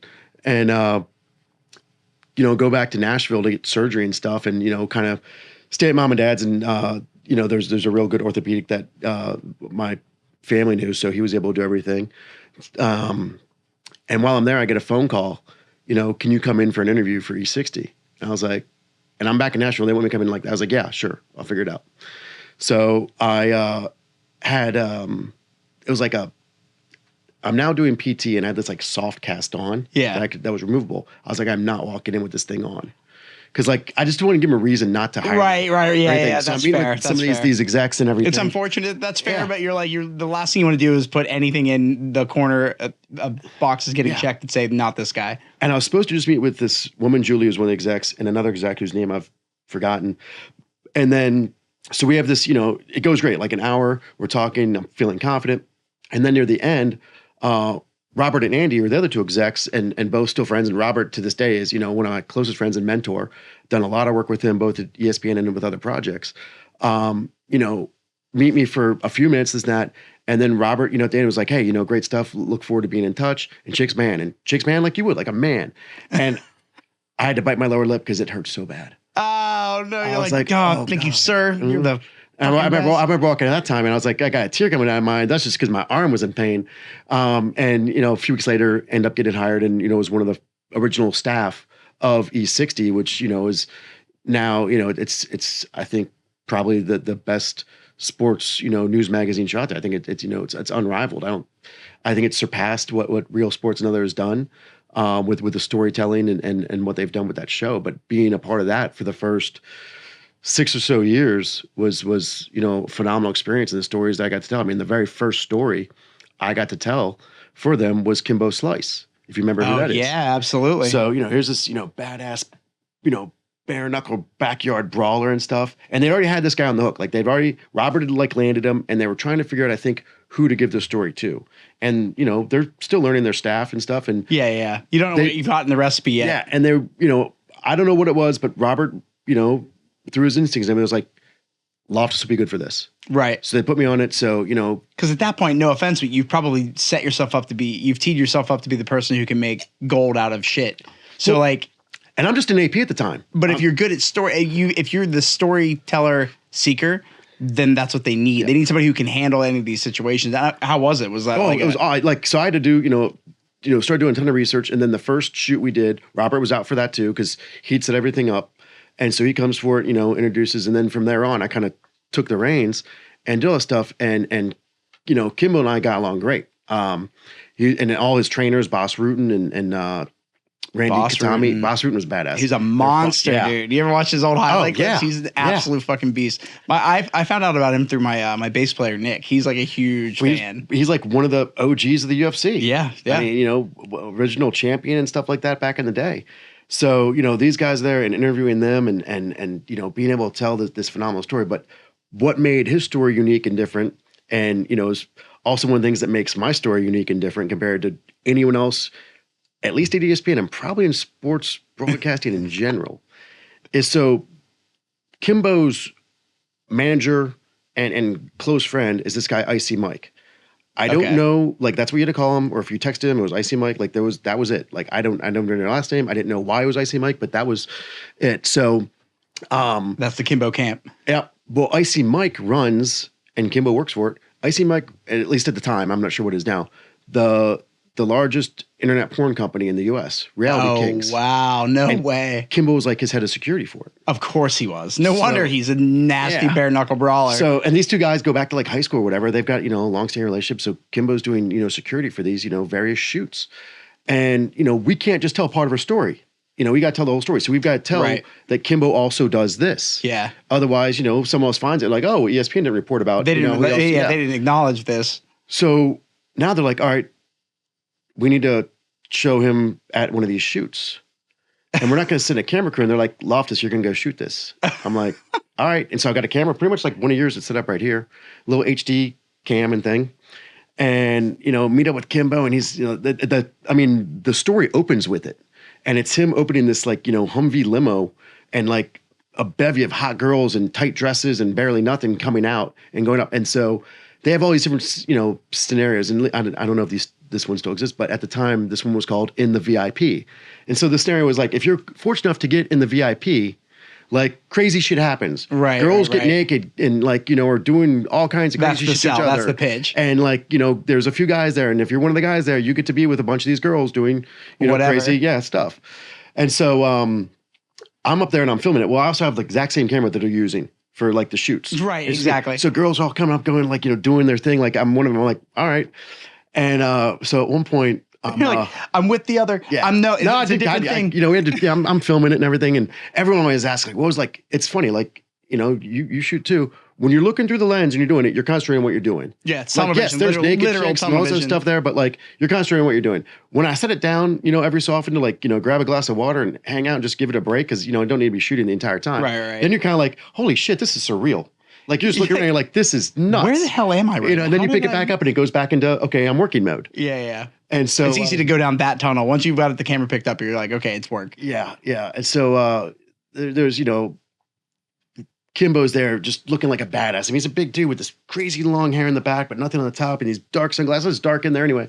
And I'm filming him and he's kind of just there like this. Just looking hard. Yeah. And, get back and going through the footage and, have to do this. And obviously you're blurring out certain things. But one of my, distinctions at ESPN is, as far as I know, unless it's changed, I am the only person to be at a porn shoot and also film it for ESPN and have parts of it make air. Right. Yeah. So to actually make the final cut. You're like, yeah. Yeah. That was an interesting one. And it's things like that you love, that you never know what's going to happen. Like, not necessarily being that guy, but like someone I do, and I was like, all right, I'll take that role. And that helped, kind of, because it did a good job and was professional about it and didn't, not going in there like a scumbag. Yeah, exactly. And the story came out great, well received and everything. Started to make a name within, E16, and getting, to do more and more. And then, you realize the respect you're getting for other people when, certain things happen. So a year or two later, I'm doing a feature on DeMarcus Ware, the linebacker / DN for the Cowboys. And then with the won the Super Bowl with the Broncos. We're in Dallas and we're shooting, and it happens to be my birthday that we're doing the main interviews with him. We'd already shot all this other stuff. Michael Smith is my reporter, and he's doing his thing, doing a great job. And I guess in between, like, it was HD, but it'll still tape HD. It was it wasn't digital yet. And so in between a tape change, I think DeMarcus had like an event or something. He asked what we were up to and was invited to come to this. He's like, oh, it's Loftus' birthday. And I got a buddy that owns a couple bars up in Denton, Texas. So we were actually going up there, just north of Dallas, where University of North Texas is, to hang out. And he's like, okay, well, if things change, you guys let me know, and you're welcome to come. I got seats at my table or whatever. So that day was also, we're done shooting, and we're hanging out in like the kitchen, and kind of just people are kind of packing up. My cameraman's got a camera on, he's filming. That's the day that Michael Jackson died. And so we're watching TV and no one knows if Michael Jackson's there alive. Like, every station's reporting. I don't know if you remember, but that was June 25th. Yeah. So everyone's reporting on, Michael Jackson and this and that. And I'm like, I'm kind of, and the camera's like, I'm good friends with the majority of my camera people. I'm like, dude, we've got so much, like, we don't need to be filming this. And he's like, no, it's good. I was like, dude, put it away. He's like, no. I was like, all right, fine. You got 60 seconds. Then we're going to step outside and have a talk. 15 seconds later, DeMarcus Ware comes through like a swinging door holding a cake with candles, and everyone starts singing happy birthday. Everyone knew but me, but DeMarcus sent his assistant out during the shoot to go get this cake. I mean, how stand-up is that? That's pretty amazing. Here's a guy, literally just made it into the Hall of Fame. So a Hall of Famer gave me, a birthday cake, and him and his wife and daughter and other friends, sung happy birthday. And everyone, and they did a great job giving me a secret, because I was like livid at my cameraman. But like, so again, now in the VTL, the videotape library at ESPN, on one of the tapes, there's this great scene of DeMarcus bringing a That's cake cool. out, singing happy birthday. Yeah, that's so awesome. those are moments that, like, you just, and they solidify that you're going to be doing it for a long time. You're like, because they can't all be bangers, right? They can't all be those shoots. So some of them are like the ones that just get the bills covered. But even beyond that, I think it's more like, hey, like, it shows humanity. Not everyone's going to do something like that. No, definitely. And it showed the character of someone like DeMarcus Ware. And, there's for every DeMarcus Ware, there's someone that's, the opposite side of the coin. Yep. And I've dealt with my fair share of those as well. But, it's funny. I actually remember the better moments than I do those. Everyone always says, like, if it bleeds, it leads and all that kind of stuff. Yeah. Like, I don't remember the bad moments as much. There's like one or two, but I remember, the people that, like, go out of their way and do cool things and like, it's hard not to remember that and have that stick out. Mm-hmm. Yeah, I feel like, so did you go to Penn State after E6? No, so E60. So E60 goes, I end up following my mentor, Robert, to this golf lifestyle channel that was starting up in Connecticut and had a kind of short-lived life, but saw an opportunity. Like, they actually had the idea, and the concept was great. Unfortunately, the higher up leadership, meaning the top 2 or 3 people, I don't think were the best at executing it. Okay. They had other things that I think were more important than trying to execute this vision. And if there was better leadership, I think they would have had a successful channel that probably would have, like, rivaled. It would have been kind of like a cross between, I don't know, the Golf Channel and Food Network and I don't know, HGTV. Yeah, something like that ETV and lifestyle, because it wasn't just all about golf. It was lifestyle, it was travel, it was food, it was all these different things. So the concept was there because more people play golf around the world than, like, I think in any other sport. And so there was a lot of great stories and things to be told around this environment. And I mean, you stick to just golf, you have to be a fan of golf to actually want to be in on that, as opposed to, like, I might be. There are people that can get, like, but there's fringe people like me into golf by being like, oh, I kind of like the culture. Like, they like to go. Like, you don't think about part of travel is the food that you get to eat. You're like, oh, you want to travel? It's like, what do you want to do when you travel? I want to see things. Like, yeah, that's cool. I want to experience food. Yeah. Like, I'm trying to eat all the weirdest shit I can everywhere I can. that's probably got to be my favorite part, is just the eating cuisine in a different local area. I agree 100%. And I love to cook. So like when I'm out traveling, I also see things and how can I now incorporate this into like one of my dishes or do something or try to like replicate it. I'm taking this home with me. Yeah. So did that. And after about 8-9 months, it just wasn't going the right direction and parted ways. And did some freelance for a little bit. And then the SEC network was getting ready to launch, which is owned by ESPN and everything. Down in Charlotte, being a Tennessee guy, I'm like, oh, cool. Perfect fit. I'm right at home. Yep. So, reach out to the people there. They end up hiring me to be their producer down there doing features and stuff for their shows. And I'm down there, moved to Charlotte, and I was there for the next, year and a half or so, maybe a little longer. I was on a contract and the contract wasn't retained, which, I was disappointed about because I really liked what I was doing. But, those things happen. And so, but the funny thing is, Robert had also, gone his own path, and he'd started his own production company. And the first thing I ended up doing freelance was working with Robert, and we're doing a 30 for 30, which is, probably one of the most storied documentary series out there. And we do it on Bobby Knight called Last Days of Night. And so Robert, when he was, at CNNSI before he came to ESPN, he was the original producer that, uncovered and got the tape of Neil Reed being choked by Coach Bobby Knight. Oh, wow. So like the one thing I love about that documentary did the most, it's funny. I was actually, before I get to that, I was actually nervous about doing this documentary because both my parents, half my aunts and uncles, and a bunch of other relatives went to IU. So I grew up watching Indiana basketball. I grew up, being a huge Bobby Knight fan, and I still am, but like didn't know all these dark sides to him. Yeah. And all this, and these things started coming out more and more, and a lot of it was because of Robert's reporting when he was with CNNSI. So, I was a little nervous about what the family was going to think about this. And I remember talking to them, and my mom and dad were like, listen, as long as you do like a hatchet job, we know you're doing your job. I was like, all right, cool. But I was nervous about that. And everyone in the family, for the most part, was very receptive and enjoyed it and, gave me positive feedback. And that was great because that was one of the things that meant as much to me as whatever critics would think. Right. Especially if people that you love and you care about know your work. And most of them still live in Indiana. So like, again, it's like, all right. So, but the thing I loved about being a part of that and sharing that, journey with Robert and everything is if you go back and watch that documentary, it really showcases journalism and what it takes to, tell a story right. Like, getting other people to corroborate things. Like nowadays, anyone with a damn cell phone feels like they can tell a story and they're putting news out there. Right. And they might, and other people, even like, Newswire and stuff might pick it up and then they have to retract it because, there's no basis for it. Right. Like, they're seeing that out of context angle only from somebody that's on the boots on the ground kind of style. There's like, we talked about this last night a little bit, like there are pluses and minuses to it. And it's just really like, that's why the integrity of good journalism needs to make the comeback, because we need to be able to trust our news sources and know that they're doing the source checking and like fact checking themselves and being diligent about the source pulls that they pull from. I don't know if we get back to I'm scared to say whether or not I think we ever get back to that when we have, ratings and public media are kind of what pay it just depends on who it's coming from and how reputable they are. Like, so if it's someone with a, some blog or vlog or whatever, they probably don't care how reputable they're looking for their hits. Right.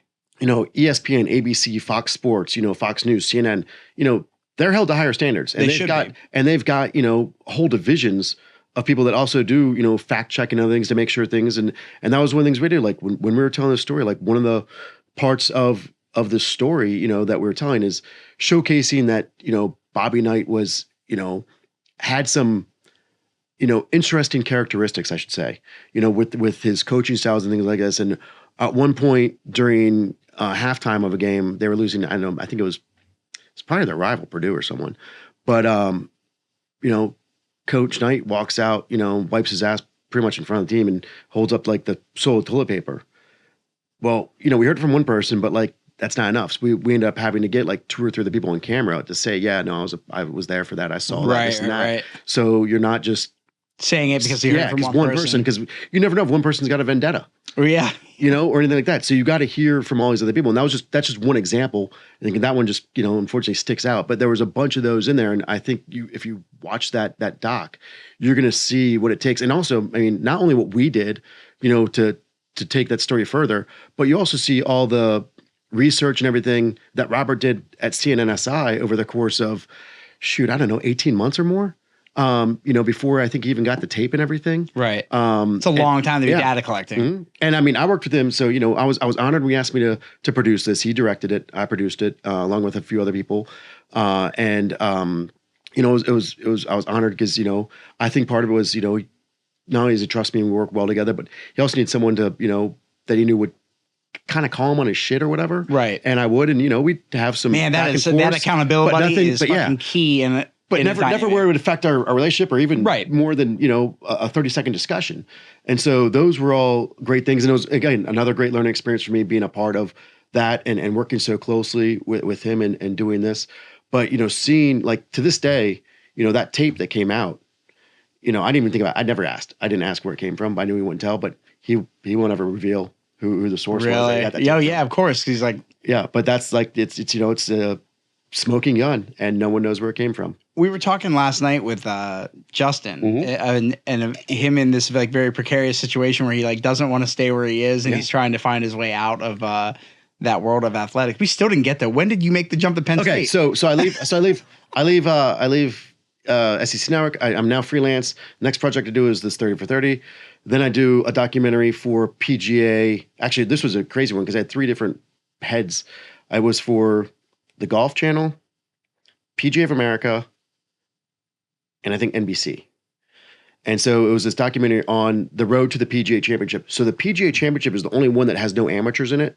Okay. It's all PGAs. Well, most every golf club and country club has a PGA Pro. Right. Yeah, like when you think about PGA Pro, you think of, Tiger Woods and Rory McIlroy and all these things. No, like you can get your card and, you're a pro and you're the guy that's the head man at whatever club.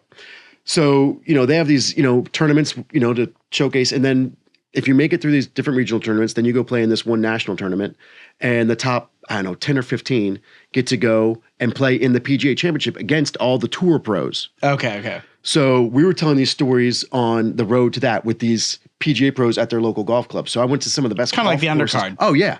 And I was at some of the best golf courses in America. Winged Foot in New York, Quaker Ridge, which is right across the street in New York.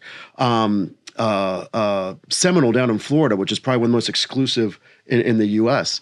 And then, a bevy of others, and told all these stories. And like the one was the golf pro at Quaker Ridge. I wish I could remember his name off the top of my head. I can't. But great guy. He's no longer there. He's back in. He's in another course now in Jersey. But he's also a race car driver. Like talk about having this cool like angle to him. So he has this little open wheel race car in his garage. And that's where we did the interview with him, at least one of them. And had him sitting there. But the guy, 5'8", 160 pounds soaking wet, looks like an accountant. Doesn't look like a golfer.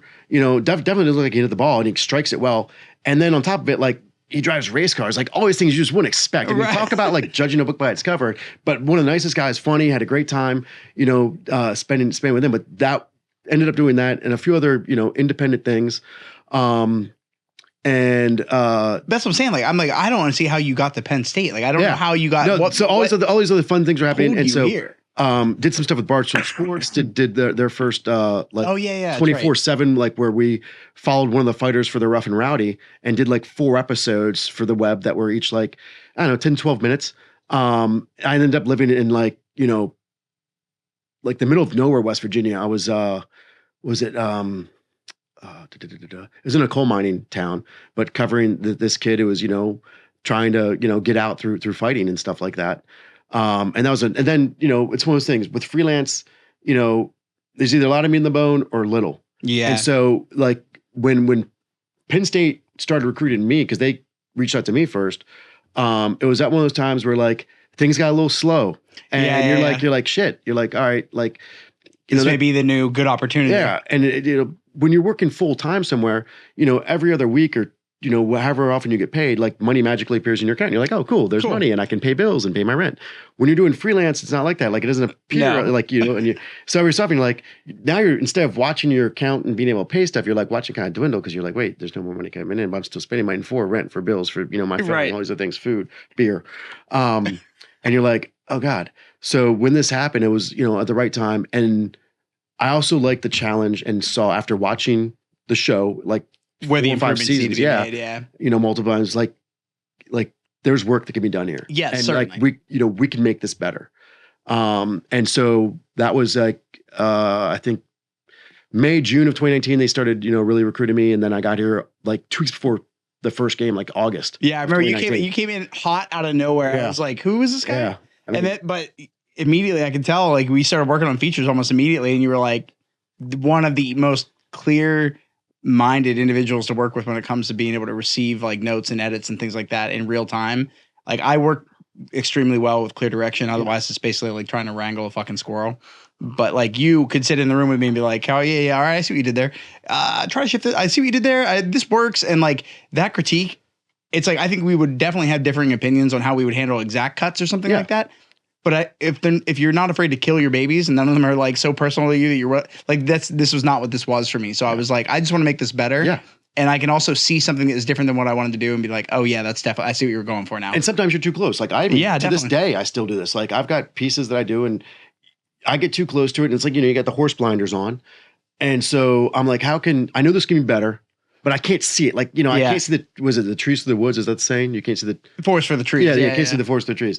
So like, you get lost in that and I'll send stuff to other mentors and friends and colleagues that I respect. I'm like, what am I missing? What is good and what's bad? What needs to go? Yeah. What do we need more of? Because I know there's something here I know can be trimmed or I know this and that. And they, give me, and that's why I love these guys. They give me complete, honest feedback. You said something to me yesterday that it seems like a no-brainer. You're like, I always treat everybody that I work with like I don't know where their trajectory is going to take them. Like they could be somewhere way further ahead of you in a very short amount of time without you even realizing that it happened. Be nice to everyone. You're never going to be going up or down the ladder. Exactly. But to me, it's even like what I like even one step further than that is that like, if you treat everybody like that, then really what you're doing is expanding your network of influences 100%. That you have and people that you have the soundboard off of. And like, it's great to ricochet and edit off of a couple people that, do amazing work. If you're lucky enough to have built that up. And until you have, like, you should be working on doing that because you want to be able to have an accurate litmus test for like what you're putting out is still good. Because there's shifts and trends in the way videos get edited. Like jump cuts were not a thing for a really long time, and now like socially they seem to be like commonplace. Which still bothers me. It is weird. It is weird. I've embraced it, but it's not. It's a reluctant embrace. Like I just know that I'm like, okay, this that dissolves. I hate dissolves too. I mean, unless there's like very finite times to use a dissolve. It's got to be real long, and it has to like visually, compositionally, what I need to see line up needs to make sense too. So if I ever do, it's like it was an artistic and tasteful choice. It was made with much deliberation on whether or not I was going to do it in the first place. Now let me ask you this, because this is something my brother complains about a lot, and other friends too. When you're watching TV with your girlfriend, family, friends, whatever, right? Like, are you pointing out the shit that's wrong that you're seeing and everything? And they're like my brother gets fed up. He's like, watch the movie. Just watch it. And I'll be like, that's the third time they showed the same photo. Like, they're not doing their job. There's other feel like, why don't they get other photo? Or like, oh, that's they screwed that up, or there's a whatever. When you get into content creation, nobody tells you that on the back end of things, you're gonna pick apart everything you see from then on. It's like going to so as a musician, like being on stage, I basically killed what the fucking barrier looks like for me. Now it's not like watching a show; it's like homework. Yeah. So if I go to see a band play or a friend's band play, I'm like, this is homework for me essentially. And then when I'm doing you go to see a movie and I'm like, oh, okay, all right, I see how they did that. I like that they did that. That's interesting. It's the lines getting blurred a little bit more with like compositional shots and like transitioning using like multiple takes to get to what is otherwise like an impossible dolly zoom or whatever. But there's just something to be said for expanding that network of people you have to fucking sound things off of, because you need to be able to get constructive criticism and also to some degree like deconstructive criticism. Because some people like get stuck in like I do this one thing and it works really well, and then they just fucking beat that horse like that's their game. And that was the good thing and bad thing about that first season and only season that we had there at WPSU, and what we're doing is they let me do what needed to be done. They needed somebody like you to come in and do that, though. I was also somewhat, for the most part, left alone. I didn't get much feedback or notes from the other The higher people ups. that were above me, which I liked and didn't like, because I'm still trying to improve and get better. But So I do need notes. yeah, but like for things I was concerned about, I was sending them to other people I respected anyway. Right. And I'm not saying I didn't respect the people I worked with, but If they're not going to give you the critique you're looking for, I'm the giving, angle you're I'm looking sending for. those off, and but it also gave me the chance to really discover my own leadership style, because I'm now You're the kind of leader I deal well with, because you're like high and loose with like how we sit down. You're like, you could be in and out doing several edits with multiple editors and never felt like you weren't in the room with me. Like I knew where I was heading by the time you were going to leave and come back and have new notes or anything for me. So it was a different scenario for you. Because I had, just like sports, I had, plenty of bosses and people above me and, that I reported to that were either, great or harsh or whatever. We all had those coaches that, you look back and you're like, that guy's a dick. Or, it was just too hard for no reason or whatever, yell just to yell. Yeah. And I had those same, people in my professional world. And I had others that, would, explain stuff or, don't get me wrong, I had my fair share of times where I fucked up and deserved to get reamed, and I had those. And it depends on how you do it. And so literally early on, it was probably the first 4 weeks, we're working on a story that like I was excited about. Like, it was like, this is an Emmy story on this girl, and who had cancer that, one of the other coach's wives just happened to meet and reach out, and then they brought her in. We do all these interviews, and I'll leave the shooter editor's name off of this, but the next day I'm going to start, working on it. And like 80% of it's gone. It's not on the system. I don't know what happened. Their ingest process was a little weird for me too. I felt like there was room for. He's not really sure what happened because he's, swears he put it on and snap, but it wasn't there. We tried to restore it. There was nothing to restore. So in the copying process, something went awry, and I lost my shit. But like internally, I was livid. And I was like, all right, how do I convey this? And this was like one of my first tests. Like, all right, what kind of leader, manager, boss am I going to be? And I could also, take this up the ladder and let other people know, but I didn't think that was necessary. Like, I'm going to handle this myself and we're going to get through it.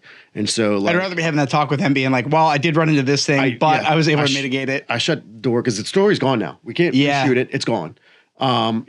There's always moments that you couldn't redo because, this person was, this girl with cancer was a part of practice and these moments with Coach Franklin and team and all these things. Like, you can't do that. And then like, her interview was going. I think we had like the interview with like the mom and part of like the dad, and there was other the other coach's wife, assistant coach's wife, who like kind of got the whole ball rolling. Her interview was gone. So always like great moments. Everything's gone.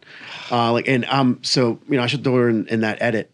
For anybody listening that doesn't do any kind of content creation, that feeling is like literally the opposite of having wind taken out from underneath your wings. It's literally like that happens and the wind in your lungs gets sucked out. Like you were literally destitute. I mean, I could have maybe tried to, see if they could come back up for the interviews, but I'm not going to get those moments again. Right. You're not going to recreate expect that. Coach Franklin to come and do all that again. I'm and also if I do this, I have to say what went wrong. And I've always been one, and I don't know if you ever had to experience it, but like, I was basically the shield for everyone else. So I didn't let, any higher ups, or if they asked, I said I took care of it, and I wouldn't let it go past and let people find out what was going on. Right. So I shielded, people from other things, and I went and had, a talk with them and, let the person know exactly how disappointed I was. And that, trust me, I want to yell and cuss and scream and kick, but that's not going to do you any good. Yeah, it's not going to change. Just going to give me, heart failure. And so, high blood pressure. So I was like, no. And so like, basically sat down. I was like, what happened? I was like, learn from this. Don't let this happen again. Yeah, because like what we did have on our hands was a potential. Yeah, I thought it was great. I really did. Because the one that got nominated was a really good story. This one, if we got to tell it the way I was ready. Yeah. So I was, extremely disappointed and but I found my leadership technique. He learned from it. I learned from it.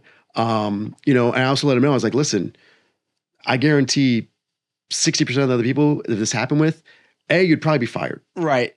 B, they would be, relentless, yelling at you and cussing and screaming and, throwing your name up and down the ladder. Because it gets stressful. Like the deadlines and everything compiling, like there's so many different moving pieces to the machine that are happening in real time that like something like this, it just throws a big kink into everything in a way that you could not possibly recover from. And the best you can do is tuck and roll at this point and start moving on with how you're going to be able to assemble something.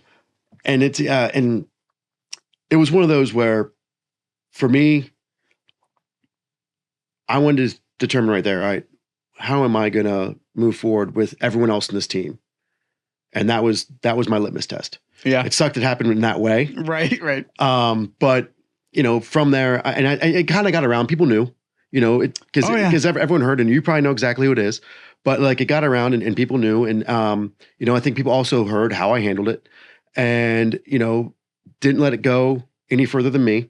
Right. And that was the same with us. Like, and it wasn't just within WBSU, but also, there are times where things happened, over at Lash with, and someone would be unhappy with something and they'd want to know who shot or edited or whatever. I was like, doesn't matter. Yeah. Like it developed, like at the end of the day, the show was, in this now. I'm the one signing off on these segments as they go to you. Yeah. I'm responsible for things. So that's on me. And so I'm not going to let, shit keep rolling downhill. Just stop it and take it. Right. You're going to fuck up my team that has to get back to work. Oh, now, by the way, they're still working. And I think it also helps them because they see, all right, now I've got someone that's looking out for me. Yeah. And so they respect that.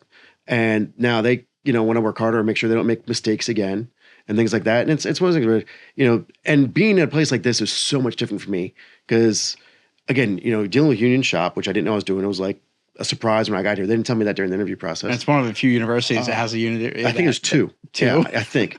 This is the only one, because I've talked to all my other friends at like all these other, Alabama, Tennessee, Notre Dame, Miami, North Carolina, whatever. No one else. They're like, what? Union? No. Like you work until the job's done. It hurts them more than it helps them, certainly, I think. And so learning that process and all these things within that.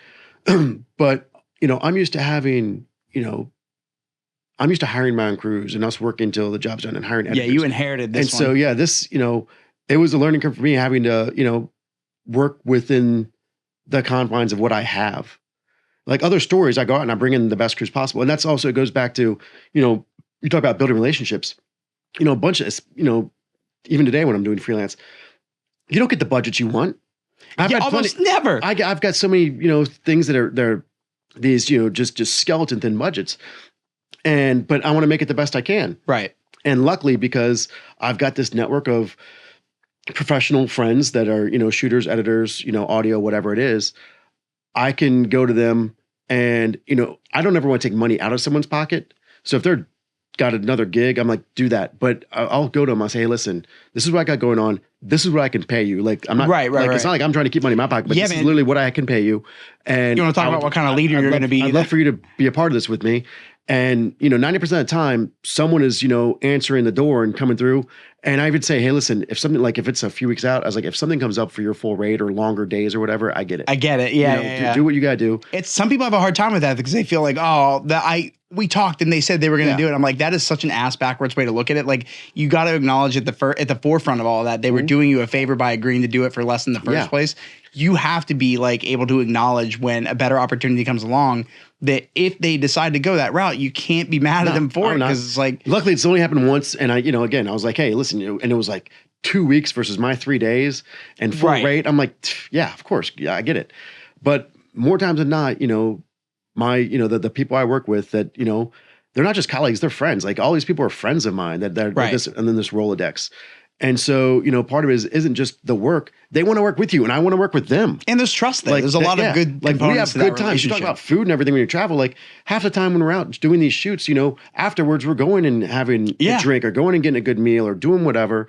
And because you're up earlier than everybody. Yeah. Like the shoot isn't when the shoot starts. The shoot's like everything that takes you to prep to get up there and get set up ready to roll, then the shoot, then there's the tear down period afterwards, and then there's like usually a fucking precursor period of time after everything where you're just like, all right, I just need a minute to detox from everything we just did today, and then I'll see you guys at dinner at 6 o'clock, 7 o'clock. For those that don't know, one of the most important things for you to do for your crews is feed them. Yeah. Like if you're going to have a 10, 12-hour day and you know it, first of all, I try to bring, waters or snack bars or things like that. But make sure, even if we can't stop down, like if we've got to, maybe we're resetting the interview look or the shoot or whatever, like you send either I go out or I, Uber Eats or send someone out and bring in, Jimmy John sandwiches or whatever it is. Just get it and there. Make these guys, make sure the guys stop down for at least 15, 20 minutes, eat, get recharged, and then they know what the gig is, right? Like I've worked with people that and I've had times where I don't skip the meal, but I'm like, we've got to work through this. And some people get upset. I'm like, but this is how it has to be. I want to make sure we can take care of it. Sometimes you're fighting daylight. Sometimes you're fighting the amount of time you have at the talent. And I've heard somewhere they just don't do it. And I was like, it's the simplest things. You feed your crews, you're polite and everything to them. and you're going to get the best out of it. And then afterwards, you break down everything. I always help, I'm, carrying sticks. I'm breaking down, like, I might not know where everything goes in your cases, But I can get it to the area where somebody who's going to I can pull the lights apart. I can, get your C stands broken down to do all these things. Yeah. And pitch in and make life easier. And then, we're going to go get, a decent dinner or a drink or both. In a perfect world, fucking both. Yeah. So I'll say, one of the most important things is make sure you feed your crews. So post-pandemic, you start to duck out of Penn State. You get other opportunities to kind of pop up, and you've been out and about. Like, what have you been up to since the thing with Deion Sanders? We've talked about it, and then I remember being jazzed when you first told me about it, and then I was like, I don't remember what it is that is actually like going on. So he's got like a camp or a school. He's a coach. He's coaching. Okay. So I one of my good buddies from ESPN was like the head of content at Barstool. So I did a bunch of different things for Barstool during the course of my career freelance. And all the stuff I did, obviously I think they liked it because they kept bringing me back. So a lot of stuff was like longer form things. So I did a Snapchat show for them where we went around to like college campuses, and they did like some ridiculous, like, fun stuff. Wasn't necessarily journalism, wasn't what I was used to. Yeah. But it was still, kind of fun and different. Then did for like it was 2 spring trainings and an all-star game, and then a Cy Young Award, was with their group Starting 9, which was Jared Carabas and Dallas Braden, who are no longer with Barstool. They've both moved on. But great guys. I mean, Dallas, he's one of however many people that has, pitched a perfect game. And so, you can never take that away from him. Yeah. Plus, he's funny as hell. Great dude. Awesome hair. Fun guy to hang out with. And everything. And then Jared, again, just as fun, but like a walking encyclopedia of baseball and everything. Plus, probably one of the biggest Red Sox fans you'll ever meet, if not the. But, just this walking encyclopedia of all things baseball. So we would go and do spring training every year, or for 2 years. So we did, we go to Arizona first, to the Cactus League. And that was awesome because all the stadiums and all the camps for all these teams in the Cactus League are like in a 45-minute to hour radius. Nice. You're not going, your drives aren't even that long. We had like a big RV or bus. Nice. So we either had the Barstool bus or like a big RV we rented, and we would bring them on and do the interviews on the RV. Oh, okay. So like, and a lot of them was, Barstool didn't have, doesn't always have the best name to it. A lot of teams don't always want to work with Barstool. Yeah. Like if you go through their PR people, they're just going to shut you down a lot of times because they feel like, it's not ESPN, it's not journalism, or they do, not fair. Yeah. It's, their stuff isn't on brand with what the, Milwaukee Brewers are or whatever it is. Right. So because of Dallas and Jared and all their connections, and then also like literally DMing guys on Instagram or Twitter or whatever, seeing if they're interested in doing this. That's how we got all our people in.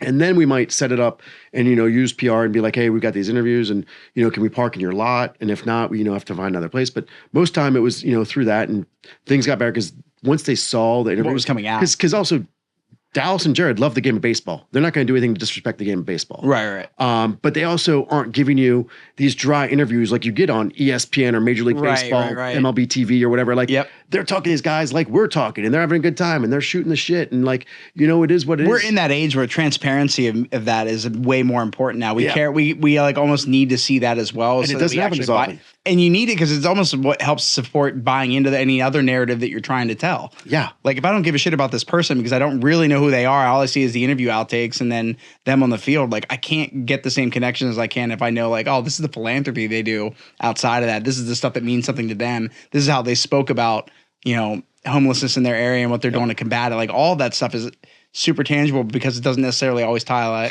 into like the highlight reel that they're trying to showcase for like prime time or whatever. Yeah. It's like it just gets washed over and it's like I don't know what that is, but the places that are more willing to adopt where and how traditional media is kind of shifting in that regard, those are the places that are going to be the quicker to rise because they're going to be ideally you're tackling both. You're getting like that traditional media feel, but also you've got these like kind of off the cuff, more transparent, just more opaque versions of an interview with somebody where you can kind of get them to know more about them actually. And that was the best part. And then you're bringing them on RV. We've got 2 or 3 cameras set up because so they, Barstool always sends out, their producer editor, and the 2 hours worth of phenomenal people, and we all, had great times. And then I'm there and I'm shooting with my cameras, and then we usually have like a third, just like a static, maybe like whether it's a GoPro or something else, just sitting there. And we're, and they're just sitting on, again, whether it's the bus or the RV, like there and talking, with mics and having a good time. And it might be one or it might be four. Like we've had, times where there's like 6 guys and like the thing is cramped, but it makes for so much fun. And all these guys are just, shooting the shit and having a good time. And they're talking about stuff they love, baseball and life and things like that. And so we, being able to be a part of that was awesome. We put out some amazing content, and there's like, again, there's certain moments you won't forget. Like we were down, Arizona was easy for the most part because everything's in a 45-minute radius, hour radius. You can get around.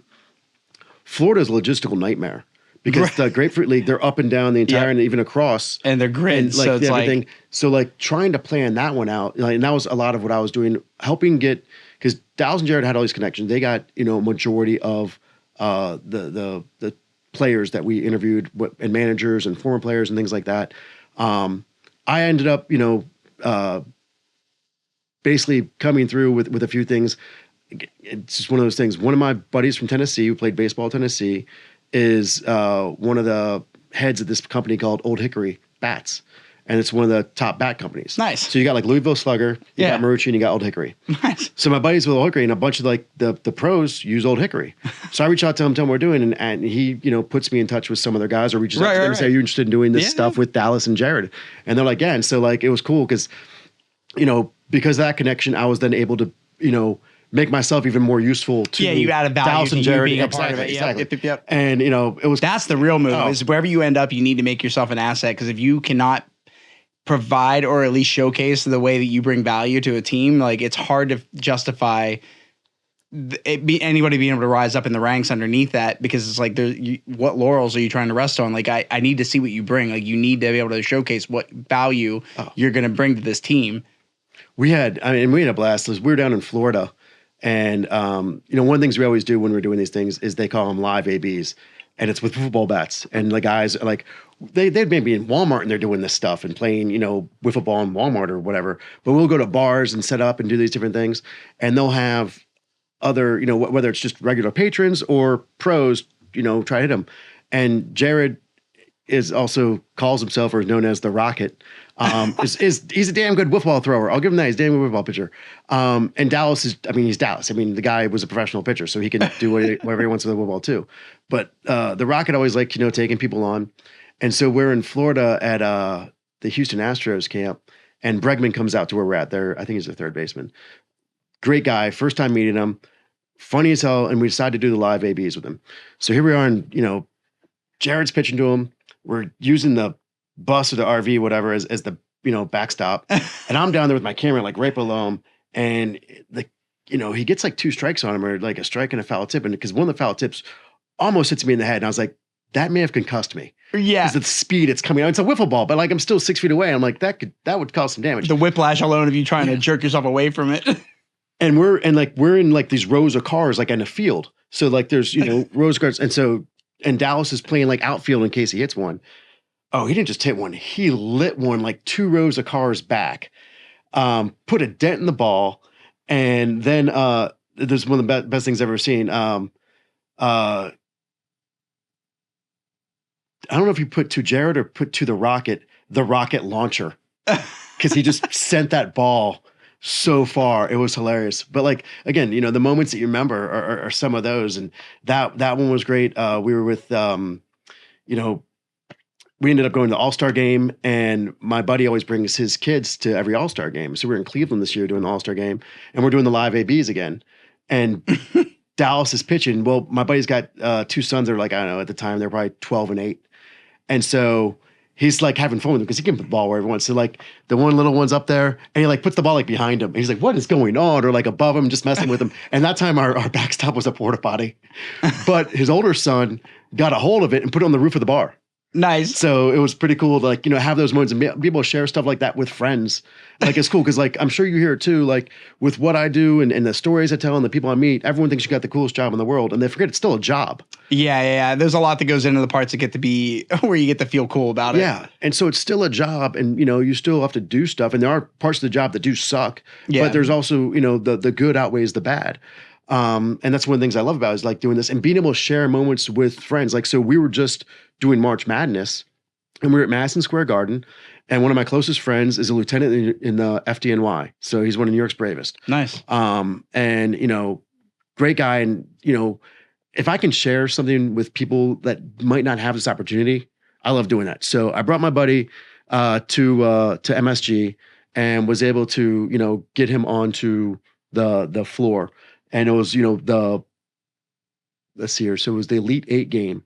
So they were now going on to the Final Four. Yeah. And so, and then my cameraman, my buddy Greg was there. He put the camera up on, you know, my buddy's shoulder and like let him, you know, pregame, let him see what it was like and, you know, kind of film some, you know, warm-ups and see what that was like. And it was cool just to see him experience that and taking that in. Yeah, because otherwise, you know, when's making the pictures chance of him going to doing do that. that? Yeah, exactly. And then we get to watch the game from like, you know, the sidelines and everything, or, you know, up close. And then afterwards, when the game's over and the team that we're covering wins, like we're right there on center court with everyone else and confetti and everything falling. Yep. And, you know, to see him and like, you know, be a part of that and, you know, be able to take some pictures and have fun, like being able to share those moments and do those with other people. That's one of the bonuses of this job. Do you have like a camera that you keep on you, like for just whenever you're running around? Beyond my phone. I mean, I used to but before cameras were on these things. Yeah, I had, I mean, and I was like almost like a nerd about it. I even had I had a little digital 35 millimeter or whatever. Oh, all right. You know, with zoom and everything, but it had, I had a case for it and it would go on my belt. So like, so like if I need, cause like trying to find like, I don't like carrying crap if I don't have to. Right. But like, you know, I want to have like a camera in my pocket and this and that. And I wanted to be kind of safe cause, you know, you spend a couple $100 on the damn thing. Yeah. And so I had this like little pouch and like, yeah, it was like, you know, I wasn't as cool as, you know, The Rock with his fanny pack.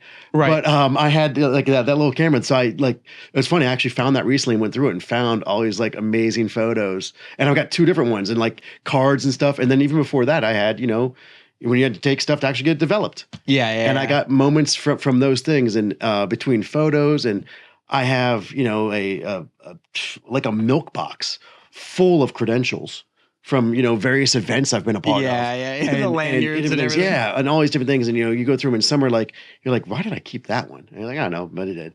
And then others, you're like, oh, that was really cool. Like, all right, you know, that's from, you know, World Series. Take you back. Yeah, it's hard to think about it, but like these little pieces of paper covered in plastic end up being like, oh shit. Like you think about all the things you went through that day, what it was like.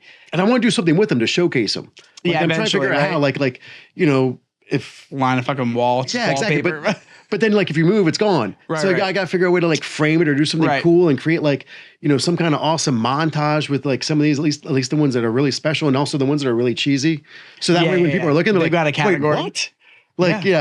No, I've got that one for that. Yeah, I was there. Yeah, man. I feel like I do the gift and the curse of being a photographer, videographer, content creator in general is I don't dislike the process of doing it even when it's not supposed to be work and I'm not getting paid for it. Like I was at a gun range earlier today and I was like out with a bunch of friends and I'm like, was this for fun or work? For fun. Oh, okay. Yeah. We're just going out and shooting and I took I like almost religiously always have my camera bag on me. Yeah. So I took it out and like, you know, when you're shooting, you like to have pictures of you shooting your gun. Yeah. So I'm like, yeah, like I'll take it out and I'll get like a nice, you know, long prime lens shot of you doing that, and you look kind of isolated, and the background behind you just melts away. And I've had this like weird thing that I've noticed. I have a couple people that have passed away in the last few years of my life that randomly I would see them and I'd have my camera with me and I'd take photos of them, and they would use that as like their blow up like big picture of them at their like because I capture moments. So if I see them and they're out in their element and they'd have you show up at the wake and shit-eating grin smile on their face. Yeah. And I'm like, oh man. And that takes you right back to that moment. Yeah. Yeah. I remember like my buddy Josh Rhodes, he passed away about, I want to say about 1.5 years or 2 years ago. And I was talking to him about starting a podcast for him. It was like him and another buddy of ours in town, Gary, both like guitar aficionados and like to talk gear.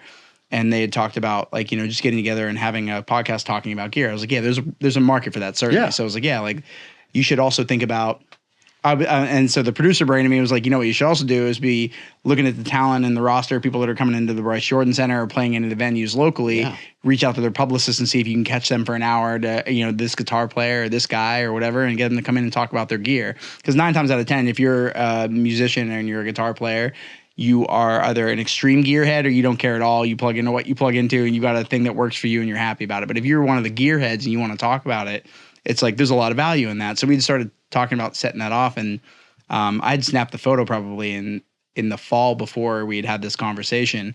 He was out with his son Orion, and they were walking around this park. And Orion? Yeah, like Orion's belt. That's a cool name. It's a really cool name. Orion Joshua, yeah. So I took this picture of him when I was doing a senior, like a fall portrait shoot with a friend, and he just happened to be there with his kid. I was like, hey, let me get this picture real quick. And I like leaned down. It's from the ground. It's on I have like a 100mm macro I like to do for certain portraits. So it's like a God shot up? Yeah. Nice. And it's just him crouched down behind his son. And it's like it was one of my favorite pictures of him. And that was one of the ones that they had at his service not that long after that. And then going to his service, actually, I reconnected with some other friends from high school that are like doing all kinds of different things all over the world now. And it's just like weird that they were like, oh, that's a really good picture. We knew that was your picture because we'd seen it from you posting or whatever. And I love it, but I'm also like, damn, like now I'm mindful. It's like a weird tick that I have that whenever I'm taking photos, I'm like, this better not fucking be the one. Like, I don't want this to be a part of that. Right, exactly. I'm like, this can this just be literally anything else? So I figure like if I do more of it, it's less likely that one picture is going to be the one that ends up being somebody's like obituary photo. But they're good pictures too at the same time. There was a really prominent tattoo artist in Denver that did amazing like hardline dark floral black work, and I thought his work was amazing. I wanted to get a piece from him, and I can't even remember the name of the studio that we were in that he was operating out of, but I was out getting a tattoo and doing some tattoo documentary work, and he just happened to pop by, and I caught him as he was coming in the room, and he's looking over at my buddy Gecko, and he's just smiling, and I got this picture. He's got his hat on. It's just like this perfect picture, and that was the one that they used like for all of his stuff, and I was like, it was cool because like we didn't really know each other that well, but I think I enjoy knowing that there's a gift that you can give, even though you're not really being paid for it. It shows the eye you have and like, your craft. It's always practicing, man. Like I feel like it's just like, so I have 2 interns that are going to be starting over the summer. And we're doing a lot of talking about, how important how you like your burger and your lunch and stuff. Like, we're only 4 cubes of ice in my Diet Coke. And if that coffee isn't hot, I will slap it out of your hand. No, but like just telling them like the importance of, I'm finding that in this leadership position of like wanting to coach and mentor people that are trying to break into this and trying to figure out what freelance is going to mean for them. And it's always changing. So it's like, it's an evolving ground that you got to kind of help them and navigate pitfalls as best as you can. But this idea of like getting in your reps, just like the athletes, like you got to get out there and just get your reps in because they're not all going to be bangers. Sometimes if you're not eating well and you're like a little shaky and you're holding the camera, it's like, there's all kinds of different little nuanced aspects of what are going to make you realize it's an art form. It is. I tell everyone that, like, you're an artist. Like, that's like same with editing. I think those 2 things are art forms. Like, I don't want to, I'm not going to nitpick. I'm not going to look over your shoulder. Now, if you're really green, I want to look over your shoulder. I'm going to like help you with shots. And I think that's one of the things that, I excelled at during my time here at Penn State and with Unrivaled and everything was making everyone around me better. Now, do I know how to sit at a keyboard and edit? No, my phalanges can't do that. But because of the experience, these fingers right here, exactly. But because of the experience I've had with so many other great editors, and the number of stories I've told, I can help you, without sitting there and doing it. I mean, like, open that up, let that breathe, or close that up. Yeah. Or you know what? Like, no, we need to lay down our thing. Then we're going to lay down the music. Then we're going to edit the beats and all these kind of things. Yeah. And then when it comes to shooting, I'm like, don't just give me wides. Give me, think of it like a sequence. Give me a wide, medium, tight. Like I want you, especially here, because you guys are shooter editors, I want you, as you're shooting, thinking about how you're going to edit this later. Yeah. You're going to be spending time with this later. Are you going to be pulling your hair out or are you going to be enjoying yourself? Think about the cutaways you want. Like, do you want to get like, those shots of like the cleats coming off the grass, the ball being hiked? Yep. Or just, a static of the ball and like a rack to like the Penn State logo, all these kind of things that we can use for like transitional shots. Yep. Establish your shit. And all of it. You're building a catalog for every video that you're making essentially. And that catalog is what you have to pull from later when you're doing the edit. So like, if you're mindful, I forget, there's an editor that I will not name that at Penn State he was not doing much editing, but he was doing a lot of shooting. And his shooting the first year I was in there was not very wonderful. It was hard to work with, but it was still somehow the best of the ones that I was working with. So it was like, okay, so I started making notes to the senior director there at the time, and I was like, look, like this is pre-me. Pre-you, yeah. Okay. This is probably like 2 years before you, 2 years before you. And I was just like, I hope you're going to come to me and be like, dude, you need to go have a talk with that guy. Well, I was like, it's not like, I get that you have to especially with like football, you're moving around a little bit when you're shooting. So it's like, you got to be able to be in a place where you can get the shot you need. Mm-hmm. But like, I will name drop like Matt Stevens, like him shooting the scoreboard right before it. I was like, oh hell yeah. And or also doing this with his hand after a great shot. I just got those little clips, like that little tag I see at the beginning of that. I'm like, I need to look at this one. I need to look at this one. I need to look at this one. Yeah. Yeah, and it's weird because you get all these little weird workarounds, but the person I was working with was just like not editing his own stuff, so he didn't see where he was slacking. And I was like, we just need lazy. we need maybe, but like ultimately, it looked like it felt like an ignorance of knowing where this house was going to be used. And so it was like I need you to make him sit down and edit his footage so he can see what he's doing to people that he's sending this footage to and signing off on it. Because it's easy to just be like, oh, all right, I went, I shot it, whatever, blah. Especially if you're not one of like the better shooters. Yeah. And like Stevens, like he got, I don't know how many Emmys he got off the backs of some of my edits, but they were my edits of his footage, and his footage was fucking good. Yeah. Like he's really good at setting me up to really create a mood or a feeling for something, and I loved working with him because of that. No, there was a couple that stood out and did a great job, and Matt was always great to do that with. And again, it was good to see people like, even with him, like there were certain things with some of his, the way he filmed and shot stuff that I was able to help because, again, I've worked with some of the best cinematographers in the country. Yeah. And so I'm not trying to tell you what you're doing wrong. And that's the one thing. I'm not even telling you how to do your job. That was actually one of the things, like as a leader, and one of the things I would always do is when I'd sit down and talk to you about, improvement, I always start off by saying, here's what you're doing right. You're doing X, Y, and Z really good. The compliment sandwich. And like, 'cause no one wants just to be shit on. Right. Like, exactly. So I want you to know that you're still doing a good job, but here's what you need to work on. So I'll sit you down and be like, hey, this, and this are going really good. And I'll provide context too. I'll be like, this is why this is, and the only reason I'm saying that is because of this. And I try not to do anything if I can't show examples. That's the thing. I'll sit them down. I'll be like, because I like doing postmortems. I'm like, we're gonna sit down. We're gonna see where this is messed up or how you did stuff. And so then I'll do that. I'll be like, all right, this is what we need to work on, and here's why. I'll be like, pull this up. Let's look at this, or that. And it was that and again, it helped with the whole leadership style because these being able to have those moments and say, all right, because I know it's like when someone just comes and shits on your edit, or just you in general, like it's that, and you're like, am I doing anything right? Like what the fuck? And I know I was a little bit late today. Yeah, but damn, I want people to know that, like you're still doing good work. Yeah, but it can be better. Like, and here's what you're. Here's where you're. I'm challenging you to do better. It's not because this is impossible. It's not like this doesn't work. It's like this is functional. This gets the edit out the door. You're totally right. And I still need that. Like I want that. I want people to tell me where I need to improve. Yeah. I want people to look at my work, and I've had people see stuff, whether it's in the early process or even after it airs. Yeah. And they ask me something. I mean, the worst is like, so for me, if my mom gets it, I'm happy.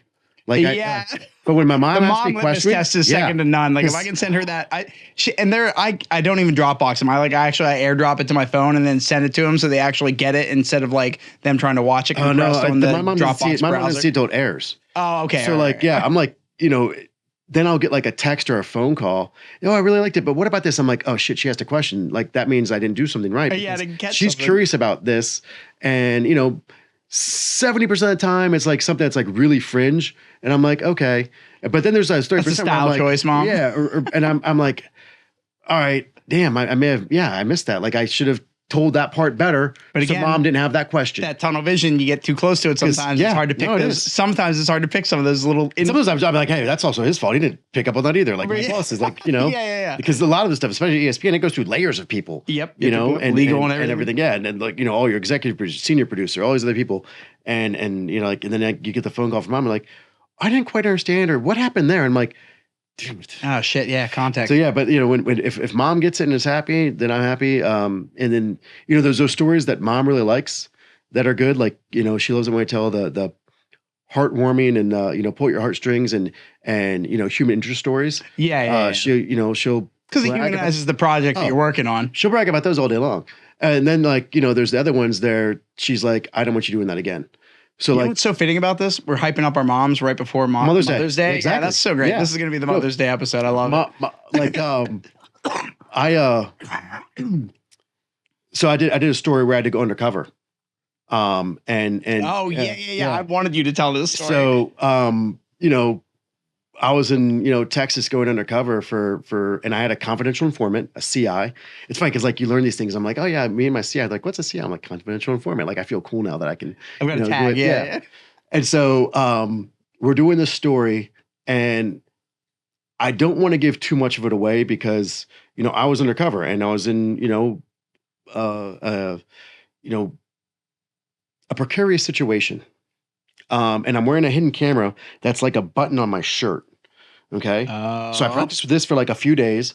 And then like the receiver was like the size of your cell phone and it's going down my leg, like the wire's going down my leg and the receiver's in my boot. I'm wearing, my cowboy boots. Let's get those up there. Showcase those bad boys. Where are they at? There we go. So, rocking those. And I'll tell you, 10 hours of wearing a damn cell phone in your boot, that's uncomfortable. Yeah. Wrapping against your ankles. And so we end up getting like some phenomenal footage of this illegal event that's going on. And, both audio and video and Are stuff. you working for Vice? No, this is for ESPN. Okay. Holy Yeah. shit. And ESPN, like, so that's the thing. Like, I've done plenty of stories with ESPN where I've gone to other countries and Disney security is all over it. And I went to Haiti right after the earthquake and I had 4 armed guards with me. Yeah. And, me and my reporter were in, an armored vehicle. My crew wasn't. They were just in a regular van. But, like, we got. Sorry, guys. Yeah, Exactly. Budget cuts, Well, they've got the, $500,000 to $1 million worth of equipment in their van. Right. I'm like, all right, well, but, here we are doing this. And, I remember thinking at times, like, I wonder if legal knows we're doing this. Because I wonder if they'd even sign off on this. Right. And I don't know if they did. I never asked that question because I was kind of amped. So a buddy of mine who was the lead producer on this reached out to me and said, hey, do you want to, co-produce with me and be a part of this? And by the way, will you go undercover? I think it's basically like most everyone knew, like, it was just like, hell yeah, like I'm all for, like, I'm all in, like, let's do something. Yeah. And they're like, it's almost like, remember the old Life commercials? Yeah. Let Mikey try it. Mikey likes it. Mikey likes it. Yep. It was kind of like that. Mikey will do anything. Let's give that story to Mikey. And so, they asked me to do that. And I was like, yeah, sure. Why not? And, gotten to this, event that was illegal and, was filming it. And there was some, definitely nefarious characters there, as well as illegal activities from drugs, guns, alcohol, as well as the main event that was going on. Is this like underground cockfighting or like dog fighting or something like that? Or it was along those lines. Okay, all right. Similar to that forum. And so it was, I don't know, 10, 12 hours. So originally me and my CI were supposed to follow this other person to the event. And they were like, no, just get in the vehicle with us and just come. And my other producer and camera crew were like in a minivan, like across the parking lot, like a strip mall. And they're shooting like long lens. Yeah, they're shooting long lens with the video and everything. And I had to make a decision right then. Like, do I go through this? Yeah. And now we don't have a vehicle. Yeah. Or do I cancel right now? And I was like, fuck it. I'm going. And I remember thinking, I'm glad I sent that email to my brother because I sent my brother an email the night before because he's already like my benefactor for everything. But I had like, 2 other like slush fund accounts. And I was like, it said like, don't open if you don't hear from me in 24 hours. Something like that. Yeah. Of course he opens it right away. Right. And, I tell him what I'm doing, all this stuff. And he can't get a hold of me because my phone's kind of off and this and that. And so end up going to this illegal event. And, 10, 12 hours later, after, some, it was hairy situations, get back and meet up with my crew and everything. And I'm trying to describe this to them. And they were all like busting balls. They're like, oh, whatever. It wasn't that bad. This and that. No, this and that and blah, blah. I was like, well, here's the SD card. I was like, trust me. Oh, yeah, they saw it. But like, the other stuff I was describing, like not everything was videoed. Right. And so we find out they're doing another one and end up busting it. And they're there for those, but I can't be there because, I was the undercover guy. Right. So I'm not there and the camera crew and my buddies go in and do it. After they bust everyone, I'm getting, phone calls and texts from the 2 or 3 guys in the crew. And they're like, so sorry, dude, you're a badass. Yeah. That was insane. I can't words can't describe. And like, I was like, yeah, thanks. And like, and it was a great story and, ended up, doing, really well. But that was, one of those experiences that, I don't know. I probably would do it again. I just wouldn't tell my mom until after, just like this one. I didn't tell her until after it came out. Right. And until she watched it on TV and she was, please don't do that again. And there's been a couple of those like that. But, going undercover and doing stuff like that was different. Again, it's one of those things you don't expect to happen at, a major network, or a sports network. Well, you definitely, you strike me as a kind of like coming up in the broadcast journalism realm. I think it's definitely what contributes to the aspect of storytelling that matters to you, because I think, when somebody's trying to feed you a narrative and it's like, you're trying to tell me this thing because you think you're helping me tell the story here. Yeah. And really what tells the story is so many things that you are clearly not going to be capable of seeing because you're in the story, like you're a part of it. So it's like, I think that you have that eye geared towards storytelling in that regard is one of the things that I think always shined out about you to me too. Because I love a good story. I think we as people are still tribal in that regard. We love a good story being told. The problem is we don't agree on what makes good storytelling necessarily. You see tenets of things that are like, these are the pillars of good storytelling, but there's all that flavor, that artistic flavor you get to kind of use to influence it. And I think that your means of doing it, I've always enjoyed. Like, I'm definitely, I fuck with your camp of how you tell a story. And it's probably not for everybody, but it's because it's so, I think you do it in a way that's very like visceral and real while still getting the visuals of like the cinematic kind of feel and look to things. Well, I got to give credit to like a lot of other people. I mean, it starts with my uncle and seeing him do his job from when I was 13 on. And then, all these other people like Terry. And then, there's people at ESPN, that I still look up to and friends with and colleagues with that I still share stuff with, but like help me along the way, the Martin and Ben and a bevy of others. Most guys who have the last name, so I, don't want to throw those out here, but in case they don't want to be known, or have Loftus, talking about them. But, to this day, I still look up to them. And like, I've got friends, that, I mean, I love what I do and I like to think I'm pretty damn good at it. And I think one of the things that makes me successful at it is the connections I can make very quickly with others. It doesn't matter if you're a multimillionaire, professional athlete, or if you're a 6-year-old kid and we're doing a story on, you and your tricycle or whatever. Being able to make those connections is where, is what sets me apart from others, I think. Now, I've got other friends that, like, when it comes to writing these narratives and putting, their story together, they outshine me, and I'm still, I look at what they do and I try to emulate it, and I they're the ones I looked up. And then there's other friends that are visually just, head and shoulders above me. Yeah. I mean, they should be Spielberg or George Lucas, the way they're doing some of these things.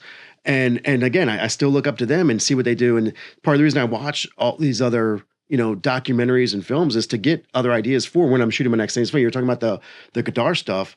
There was a documentary I saw recently, and, there was a couple moments in there that had nothing to do with anything I do, but it was all about, I think, drumming and the drums and everything. Yeah. And so they had a couple like high profile drummers, but they ended up having like 5 or 6 drummers, both professional and like, I guess more, I don't know if the right word is amateur, but not on the same level as, they had like drummers from like, big time bands. Like one of them was the drummer from Foo Fighters who passed away, but he was part of this. And then there was this guy known as like the Drum King out in LA. And like help set up, people with their drum kits and tuning them and stuff. And I had no idea how much went into, that kind of stuff. I thought drums. I didn't know you had to tune them on these things. I thought, you set them down and you bang them. Yeah. It goes to show what I know about music because I'm tone deaf. I still like the karaoke and stuff, but it's awful. And there's like 2 songs I somewhat think I can get away with. One being Rocky Top, Tennessee's theme song. The other, I'll try to pull off Suspicious Minds.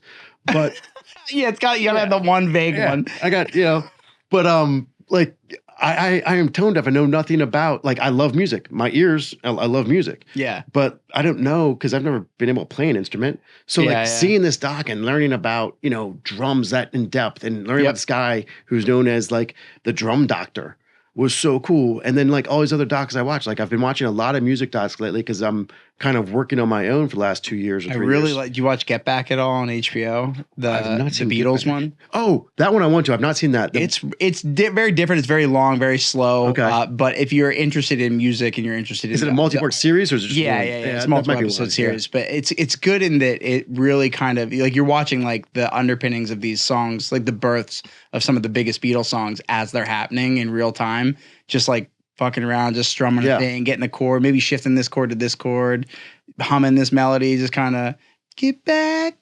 And like you start to see, you hear it the first time, you're like, oh fuck, that's it. And there's something really powerful in seeing that. And in the documentary world, when you get to document something that's occurring in real time and really being created in real time, I definitely enjoy doing a lot of that style of work. And tattoos falls into that category for me. You watch like something from like conception to like, I know a lot of artists that they do these biomechanical pieces, and they're actually like they're sketching the tattoo out on the person's arm so they can kind of fluidly have it curving with their body in the way that their body works. And you wouldn't think, I until doing it didn't think that was really a big deal. And then you're like, oh yeah, shit, everybody does kind of have different arm shapes and like sizes and curves to their bodies, and you get something on yourself that's going to be. Or you're worried about when you're old and wrinkly and it's like, going to droop. Right. Yeah, exactly. And so they're super mindful of it because they're mindful of like what I like about documentaries is I feel like you're constantly learning more about something you don't know. Maybe you're never going to apply it again, but you're basically at the forefront of learning what this documentary is about. Yeah. And so with tattooing, it's been really great to see like, oh, that's why they don't want to go too deep into the skin. It's not like it makes you hold color more. It just causes scarring, which can like lighten the tattoo and cause it to fade sooner. And why they're really adamant about like not being out in the sun for a long time after, or a little while after you get your tattoo initially. And I'm going through a tattoo laser removal process right now, and so you're not supposed to have any sun exposure for it for like the first like couple days for sure afterward. And then if you can avoid it for the next couple weeks, definitely do. And just like knowing that there's all these nuanced aspects of what goes on to every industry, every story that can be told, unearthing and uncovering those is fun. And then the added fun part to that is being able to dive deep and finding a way to capture that nuance. Because like you said, when you're recreating something and you have to go back and explain something, it's like you can't just have it be the conversation of the interview the whole time. You can't rely on just like generic kind of like scenic B-roll only. Like to some degree, you want to be able to dive into seeing what this little thing that they're talking about is. It really can't be explained unless it can be seen. And when you contextualize it for people, you kind of open up this floodgate for them for everything. So yeah, I'm definitely big into documentaries too. I've actually started to think about true crime. Like I'm not into it at all, but my girlfriend absolutely like loves it. It's like thing. And I'm like, it's the biggest thing for the last couple of years, and it's not going anywhere. And I'm like, I guess like there's preliminary research that goes into it, right? Like you get the research part of it done, and then there's the storytelling side of it that you can accompany with it. There's so many different ways to handle it. I'm like, I wonder if I would enjoy doing a true crime thing. But then also you see some of the true crime shit that's out there, and you're like, I don't know that I could sit in the editing room and listen to this mother talk about this guy who killed her daughter and like real time, real emotion, and then imagine being the person who's in the, like, I would hire you to do the interview for that, because I was like, I know I'm going to get the interview I want, but I don't want to sit in the room to get the interview. I will tell you this. There's nothing harder, because I learned this when I was at ESPN. I had to do a story for, it was either Preakness or the third race in the Triple Crown, which is in Long Island. And there was a trainer whose horse finally made it. And, a few weeks before the race, like has a widowmaker, massive heart attack, and dies. And, we go and I go to interview his wife, and I'm supposed to be doing the story with Tom Rinaldi, who's one of the best in the business. And for some reason he couldn't make the interview. So it was just me. And I knew there was going to be these like moments where you're going to have to ask, like, describe that moment when you try to, talk to your husband or whoever that morning, he's not responding. Yeah. And, you realize he's passed. And, I got through it, but just the once. You're swallowing your tongue, it was hard because you watch those things and you're like, you see those people. I said, how'd that make you feel? What do you mean? How you make, like, that's the dumbest question. And I see that happen all the time, whether it's live sports or news or whatever. So you're trying to figure out a way to ask it and be, to with the utmost respect. Yeah, utmost respect, but also get in their headspace and see what they're feeling at the time and have them convey that emotion. And it was one of the first times I really had to do that and didn't exactly know what I was doing. Meaning, trying to be, and I didn't try to do it a second time. And so now we're in the edit, and I'm working with Tom, and he's like, well, I'm sure you got it again. I was like, yeah, I didn't. And he's like, oh, you didn't ask again? I was like, no. I was like, it was just, I honestly was nervous about that one, and this and that. And again, it's a learning experience. because Tom's done this a bunch, and he walked me through how to, handle these situations and what to do and that kind of stuff. And I learned it. And so the next time it was easier. It's never going to be easy because it sucks talking to people at that, but it was easier. And doing those, kind of, having to, talk to people. I've had to talk to, one of the stories I did, was, trying to have a family, and they had, a miscarriage followed by 2 stillbirths. Yeah. And having to like talk to both the husband and wife, but especially the wife who, went through all of that, not only emotionally, but physically. Yeah. Those were hard conversations, but like having them, take you through that journey, and then they ended up adopting and things like that. But it lets everyone else, like, that's the one thing I love about, some of these stories I tell, and this was, this one was also for ESPN. I'm never gonna know what it's like to sack a quarterback or anything like that. Right. But try as I might, right? Yeah. But, we all know someone, whether, mom, aunt, sister, cousin, whatever, friend, who's probably experienced, a miscarriage or, hopefully not, but a stillbirth, but like been in those situations. And, being able to tell those and let other people see, like, this also happens to others, and here's how you can cope with it, or here's how you can overcome it, or, there's other opportunities out there if, unwilling, you're not able to have your own. Yeah. And so, being able to tell those stories are what I love. Cause again, never gonna know what it's like to, pad up and go out there. But, I know what it's like to have family members that have been through similar situations, and, for them to hear those stories, I think is impactful. Yeah, it's like sort of a form of catharsis too, because it's like sometimes they're not going to give themselves that platform to give voice to the thing that they're feeling or experiencing, and so it's like a lot of people can internalize, and if you can't get it out, sometimes I think that's why media is so popular, right? Because it's like it is kind of escapism to a degree. And it is weird that it is like probably I bet the statistics skew heavily towards true crime, that it's mostly predominantly like women that are watching it, but for whatever reason that ends up being, it's like it does seem to be like a pretty compelling case to be studied here. Like why is there this like influx of users watching this type of content specifically? Like if you break it down to like just the brass tacks of what it is. I did an interview with a kid before a music video. He was a Marine. His name was Nick Greisiger. He's a really great dude.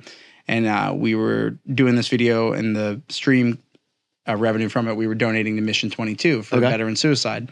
And so he told the story of like the day that he had this experience. And like, so, but I started by having him talk about like how they met, like what their relationship was like. Yeah. And like, I mean, everybody, I think at this point has to go through having a friend that loses, their life to suicide.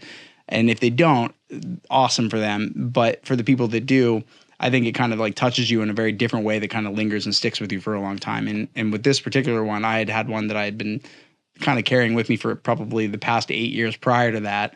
And then when we did this shoot, he was having the conversation with me, and the second he started to tear up, I started tearing up. I was like, this is rough, but it was like I wanted to be diligent in telling the story the right way so that it makes its way to the audience the right way. Yeah. And it's did you stop down and kind of recompose, or did you let that be a part of it? No, I let it be a part of it. We let it run in one long form, like 30, 40-minute interview, and I mean the whole thing was really, really. It's hard, right? Because like that's you look at like veteran suicide and that aspect. It's like there's so many stories to be told there, and I guess because of my friend who had passed away, I kind of like relinquished myself that if an opportunity to do something that works towards suicide prevention or suicide awareness, I kind of, those are like the almost bar none always the gimme projects that I sign on for to take, just because I'm like, it's like the least I can do, right? Like he can't continue on. And so like, at least if I can help other people through this medium, get the message out. Yeah. Enjoy doing it that way.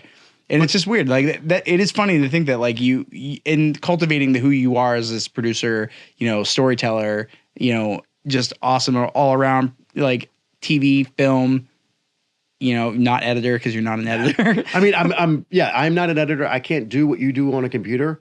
I can sit behind you and help you. Right. And that's where my benefit is. And, but like, if you asked me to sit down and put something together, I probably could. It'd probably just take 6 months. Right. But like, so what's cool about it is that everybody kind of, each creative gets to sort of choose what their sort of arc is and what their interests are and how they kind of dive into it. And sometimes you're relinquished by circumstance.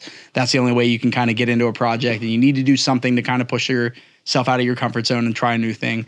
But I've definitely, I find that I gravitate towards the storytelling side of things. And when a story feels weak and when a story feels like robust and like complete.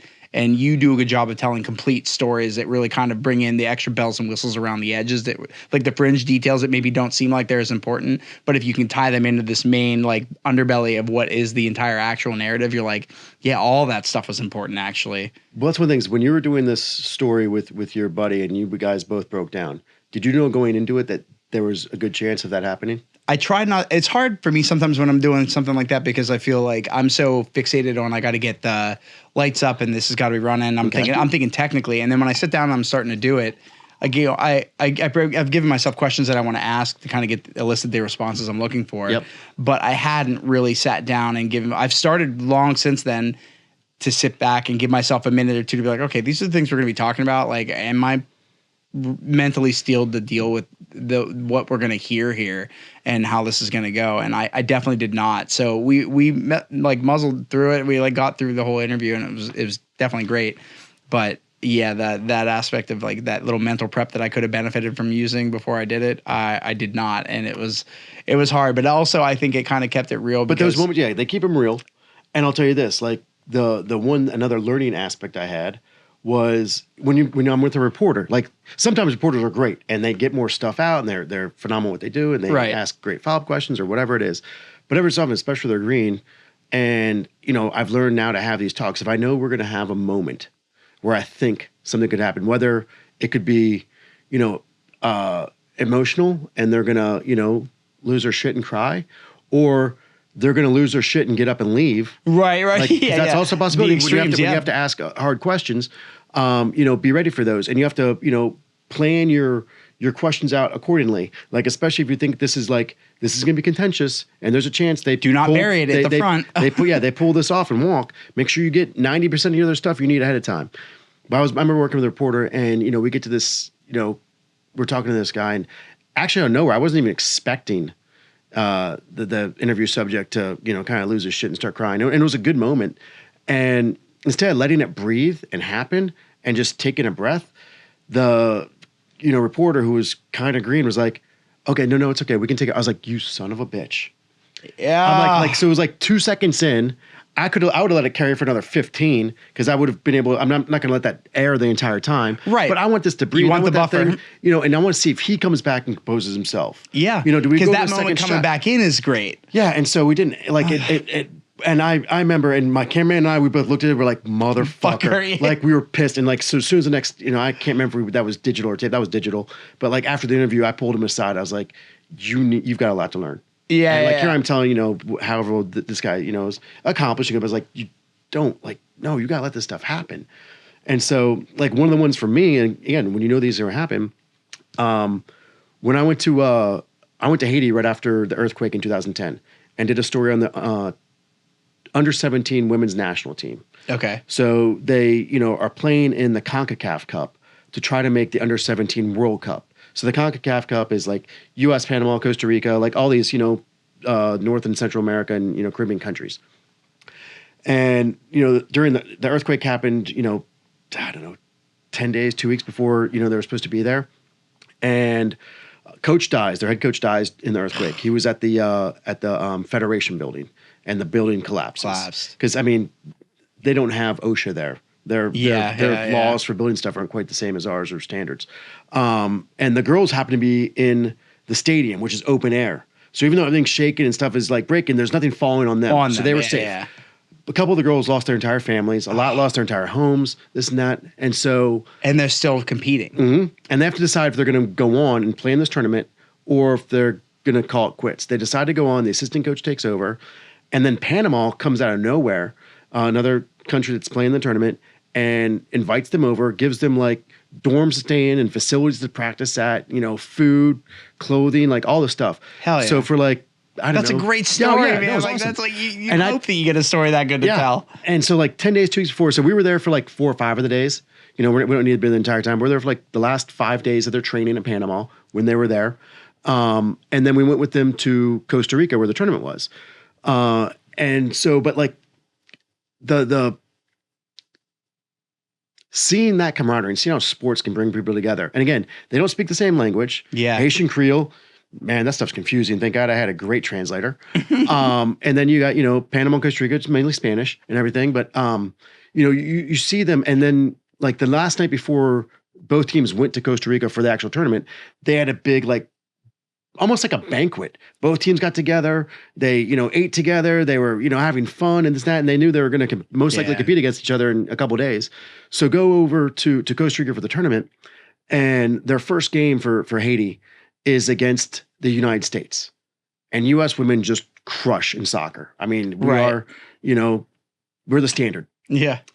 And the U.S. beats them like 11-0.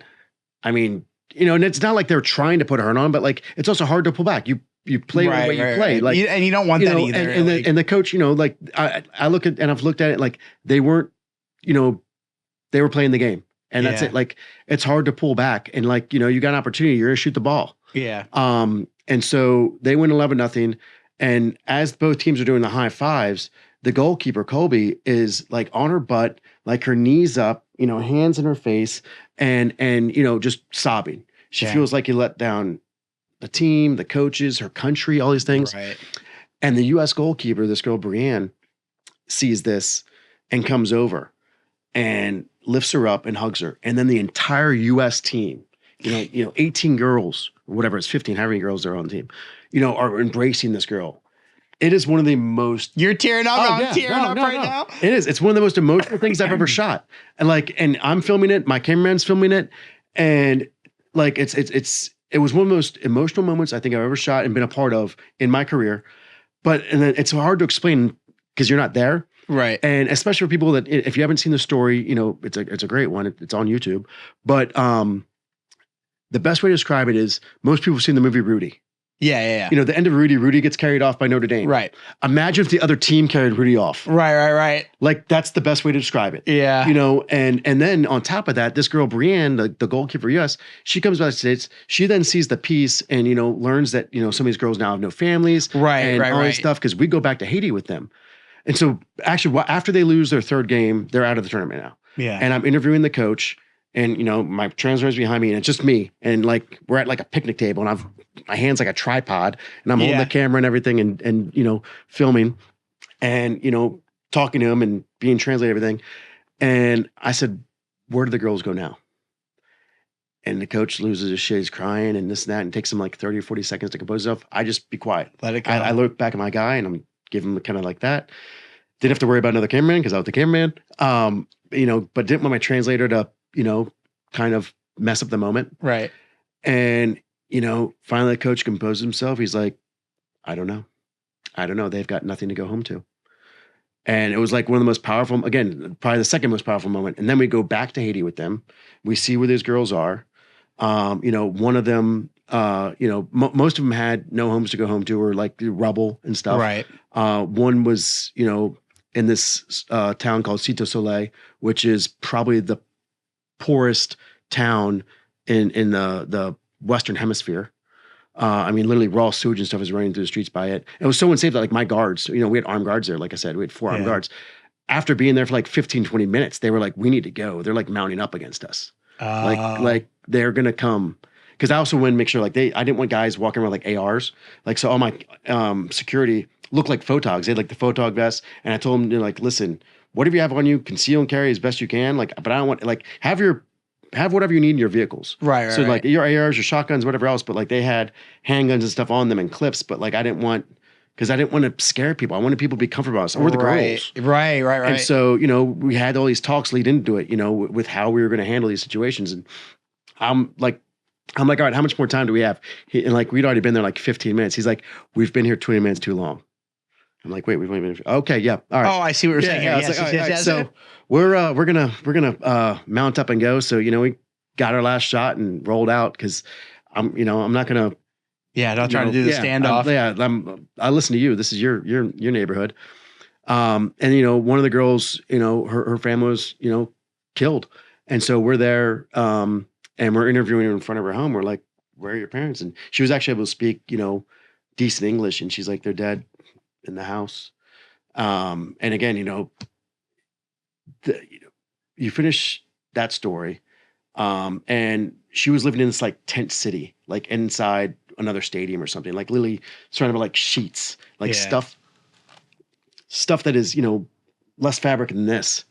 And, we got the shots of her in there. And then, because we're humans, we were like, we can't leave her here. Yeah. So we took her and, my translator, knew people and put her in an apartment that, was paid for by my reporter and, my translator and stuff for, I don't know, a couple months or whatever, until she was able, kind of find some of the things, a couple of girls. Yeah.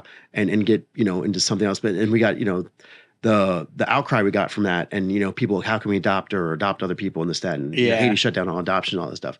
But, that was one of the more, powerful, and what, seeing that moment was extremely powerful. What also got me was the back end.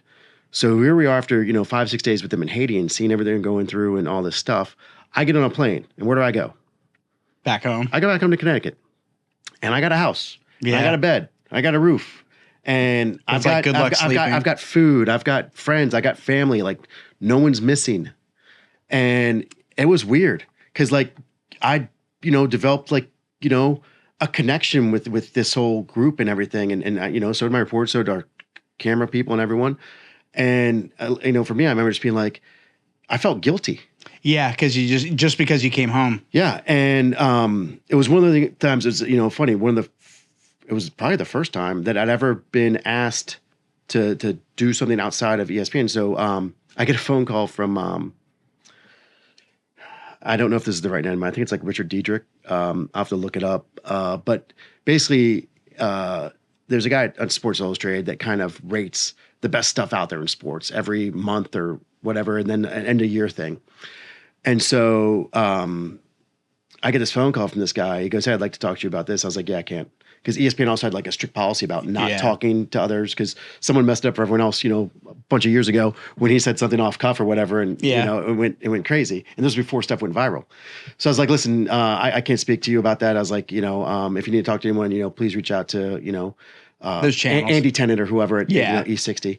And like 2 minutes later, I get a phone call from Andy Tennant, who's like the EP of E60, and he's like, did you just tell so and so like to talk to me about this? I was like, yeah. I was like, I know we're not allowed to talk. He's like, all right, you did yes, good job. You're allowed to talk to him. Like, this is a good thing for you and for us. I was like, all right. He's like, just answer his questions openly, honestly, and you're good to go. He's like, I appreciate you doing that. Due diligence. He's like, I didn't even think about you saying like no and turning it down. I was like, dude, I'm not going to be the one that gets up in the chopping block next. Yeah. So, no, thank you. So he's like, all right, he's going to call you back in a couple minutes. Please answer his questions. So we sit down and, he calls me and he's like, listen, I'd love to talk to you about the Haiti soccer story and this and that. He's like, I understand you're the producer for it. How did it come out? My next answer was, I was like, honestly, you should really be talking to Lisa Salters, the reporter. Yeah. She's the face of everything. Like, she's, the one that answers these questions. She's like, actually, I'd really like to talk to the producer who put everything in motion. Right. I said, all right. So we ended up talking for, 15, 20 minutes and never even knew when this whole thing was coming out. And I don't know, a month or two later, I start getting these texts from some buddies, and my one buddy sends this, and his dad saw it first on like SI.com. Okay. And he's reading this, and he's like, Michael Loftus, ESPN, he's 60 and all this stuff. He's like, that can't be our Loftus. And so he then sends it to his sons, and then like it starts going around everyone. And like now I'm getting all these texts, and like, my one buddy's like, my dad saw, he's like, is that our Loftus? And he after reading, he's like, yeah, that's our Loftus. And then all my buddies are like, he sounds so like coherent and concise. Like, that can't be him. Has he not been drinking lately? I don't understand. So it was an honor to be a part of that and for them to recognize that piece. Yeah, man, recognition and from someone, at Sports Illustrated. And then at the end of the year, it ended up getting, it was part of his, it was whatever it was for that month that he does. He recognizes like 4 or 5 things for that month. So it was part of that. And then he does the end of the year one. Yeah. For, the impactful or moments or whatever stories in sports. And it also made that list. And like, for it to be recognized by someone else in the industry that you respect, and to see that your work is respected and they like it, and it was gratifying. That's awesome, man. I'm excited to see your foray into the music documentary world. Yeah. So speaking of Mother's Day, I mean, this would not be happening without Mom. Yeah. So I'm been working on for like 2.5 years now or so this documentary thing with Wu-Tang Clan. So growing up, I was a big Wu-Tang fan, and Mom used to always yell, "Turn that shit down," because I'd blast in my room, and she didn't want to hear about Wu-Tang Clan. Ain't nothing to fuck with, apparently. Bring the motherfucking ruckus. Or check your neck, and so she's always yelling at me to turn it down. So Mom hits me up, and my parents live in Nashville, and she's like, "Hey, did you know that Wu-Tang's come and play the Ryman Auditorium?" And I was like, "What?" She's like, "Yeah, they just announced that Wu-Tang's playing the Ryman. Do you want me to try to get tickets or whatever?" And I was like, first of all, it's cool as shit you're offering to get tickets. Yeah. Secondly, I'm like, that can't be right, because like the Ryman is like the cathedral of country music. Right. It literally was a tabernacle. It was a church 130 years ago, and it's become like, this mecca to country. And there's stars like, people, like Garth Brooks or Kenny Chesney or Faith Hill or whoever, Dolly Parton, that have said like they don't feel like they've made it until they've played the Ryman. Right. And so, it surpasses the Grand Ole Opry. It's like a legacy venue. Yeah, because it's older than the Grand Ole Opry. In fact, it used to house the Grand Ole Opry. For like 30 years, it was the home of the Grand Ole Opry when whatever happened to the Grand Ole Opry happened. And then this was like, I don't know, the 60s, 70s kind of era, maybe, I don't know, but for like 25, 30 years, the Ryman was the home of the Grand Ole Opry.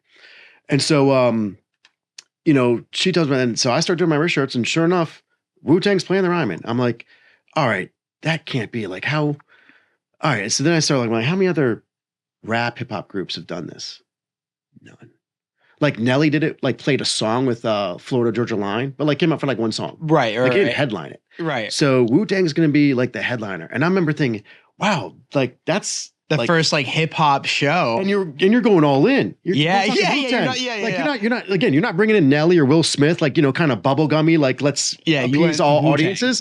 You're going Wu-Tang again, Wu-Tang Clan out of the fuck with, like that does not always, that doesn't go to every audience. I mean, I think it does and doesn't, but like, it's hardcore. Yeah. That's like, wild. It'd be like, if it was, it'd be like bringing, earlier on, like an NWA or a Tupac or something back then. Right. That's that's the ilk, certainly. Like they and so for the next, like, the show wasn't for like 4 or 5 months. So now I'm excited about this. I'm like, this is historic. Wu-Tang is now going to basically make the Ryman all inclusive, because they've had blues, it's not like the first black artists. Right. That's not, they've had blues, they've had jazz, they've had all these other things there. Thurgood Marshall spoke there. I mean, so there's always amazing events that happen there, but not until 2019 or whatever was there rap. Yeah. And so I was like, I want to document this. Yeah. I want to make this. And so I start, hitting up. I mean, it's funny, like in today's society, it was like, you slide in their DMs. Like, this is the first time I can say I tried to slide in on people's DMs. Right. I'm trying to like Wu-Tang's Instagram, their Twitter, like RZA's, like, whoever I can get up, Method Man. I'm trying to hit up anyone. Nothing. I'm reaching out for publicists, like going through, all their things and trying to find publicists and people. I find out they're on tour in Europe. So I start reaching out to like their European publicist. I finally get hold of someone, like, she basically says they're not interested. And I'm like, yeah, you're in Europe. You don't know anything. And so basically didn't even listen to her and just kept searching. So now I'm doing another freelance project. I'm in LA, and it was actually e-gaming, which is kind of interesting. And I'm sitting with this editor that, my buddy is the executive on this project. And so he sets us up, and, working with this editor, and it's an hour doc, and we're doing like a block of it. So we're in charge of, 12, 15 minutes of it. So he and I are putting this block together, and we're shooting the shit in between stuff. And I'm like, so, where are you from? And it turns out he was from like back east. And so what brought you out here? He's like, actually, I was doing a lot of work with Wu-Tang Clan, and I came out here to like film and edit with him. I was like, are you shitting me? He's like, no. I was like, do you know I've been trying to get in touch with like Wu-Tang for like 3.5, 4 months now? He's like, no. He's like, yeah. He's like, I did, these things with them for, different videos or other things they were doing at like the height of their popularity in like, mid late 90s or like. So he's grandfathered in, basically. Yeah, and knows a bunch of them, and ends up I don't want to get this wrong. So hang on.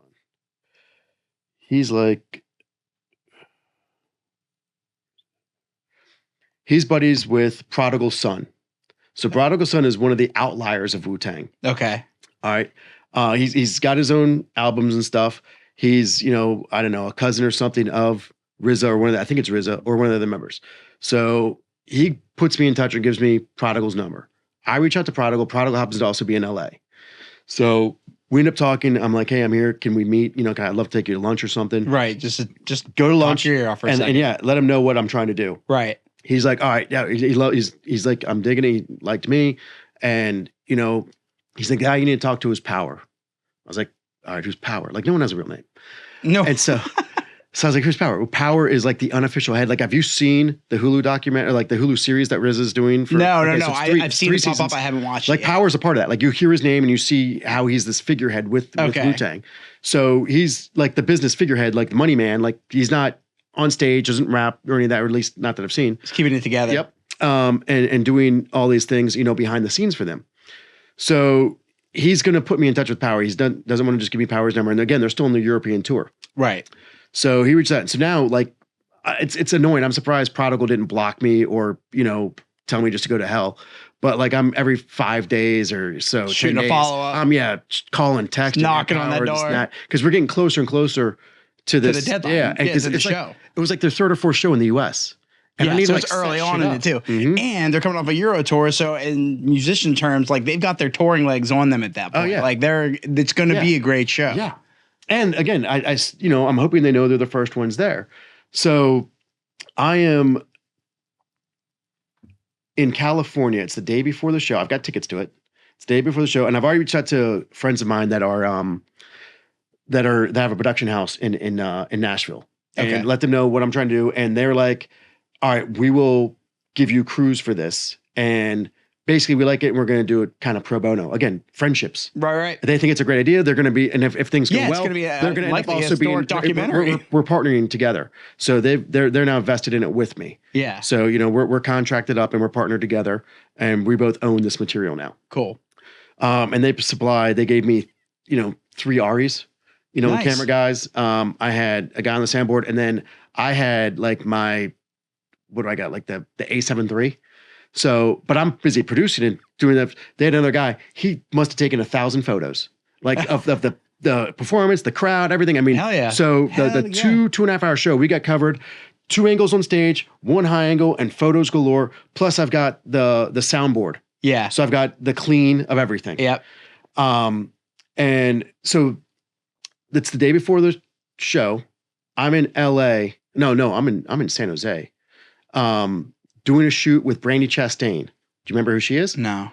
Oof. So, 1999, the women win the World Cup. She kicks the final penalty kick, rips her jersey off. She's in the sports bra. Oh, yeah. And she's got that famous shot of her in the sports bra, like on her knees, because they just won the World Cup. Yeah. So it was the 20th anniversary of that I just did. I was doing a story for my buddy at Fox Sports. Okay. For digital.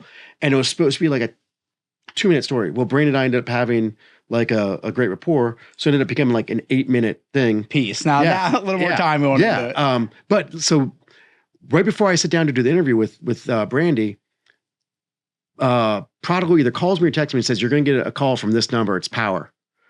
I was like, all right. So I'm sitting down to do the interview with Brandy. I got my phone out because I told her we'd do a 10-minute interview. And I stay true to my word. Like I put my phone out. I set the timer. If I tell you it's going to be 3 questions, it's going to be 3 questions. If I tell you it's going to be 10 minutes, I set a timer. And at the 10 minutes or damn close to it, we're done. Like I'm not going over by 30 seconds or a minute unless you're answering. Right. And it's good. Yeah.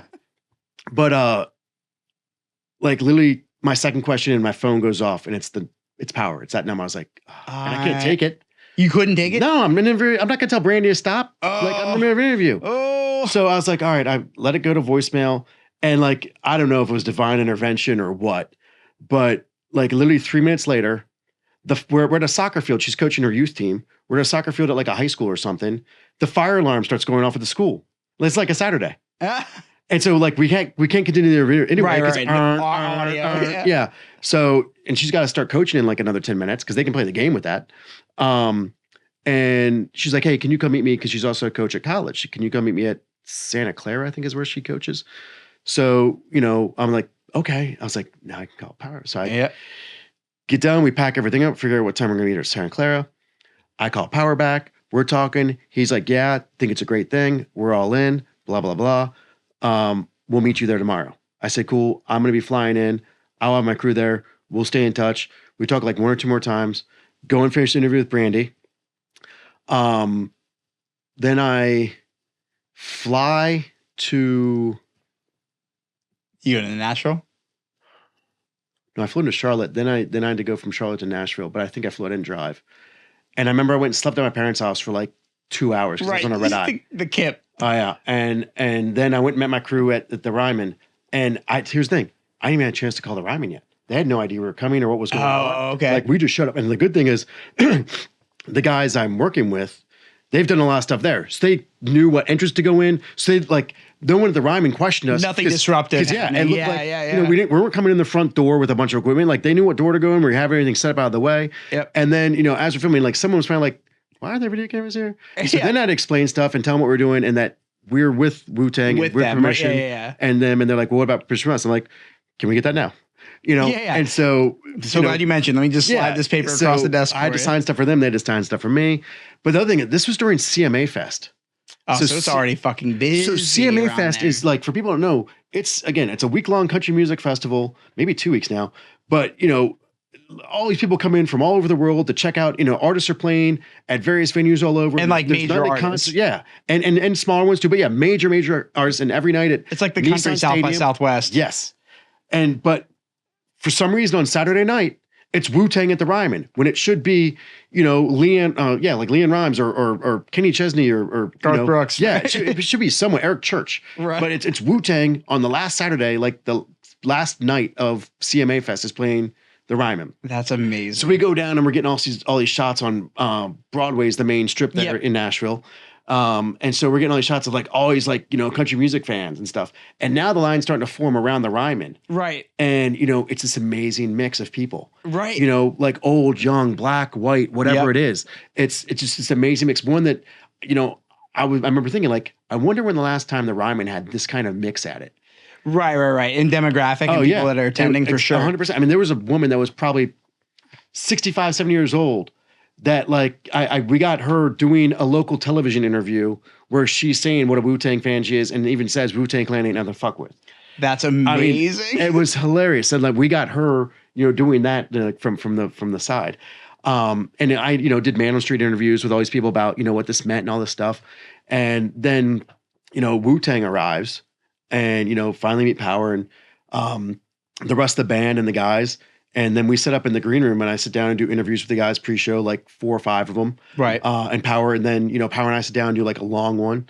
And they basically had like a day to be briefed on like, hey, this is what's happening. We're going to be doing this thing. Or no, because like the thing, Power forgot to tell everyone kind of. So they're getting off the bus. We're there filming and Jizz is the first one on the bus and he was pissed. He's like, why you got the camera on my face? This and that. And like, get that camera out. Like, we were like, oh shit. Like I thought they knew, but they didn't know. And then Power sees it and he's like, yo, it's cool. It's cool. And he's like, and everything was cool. But like at first, like there was a 15-second of, oh shit.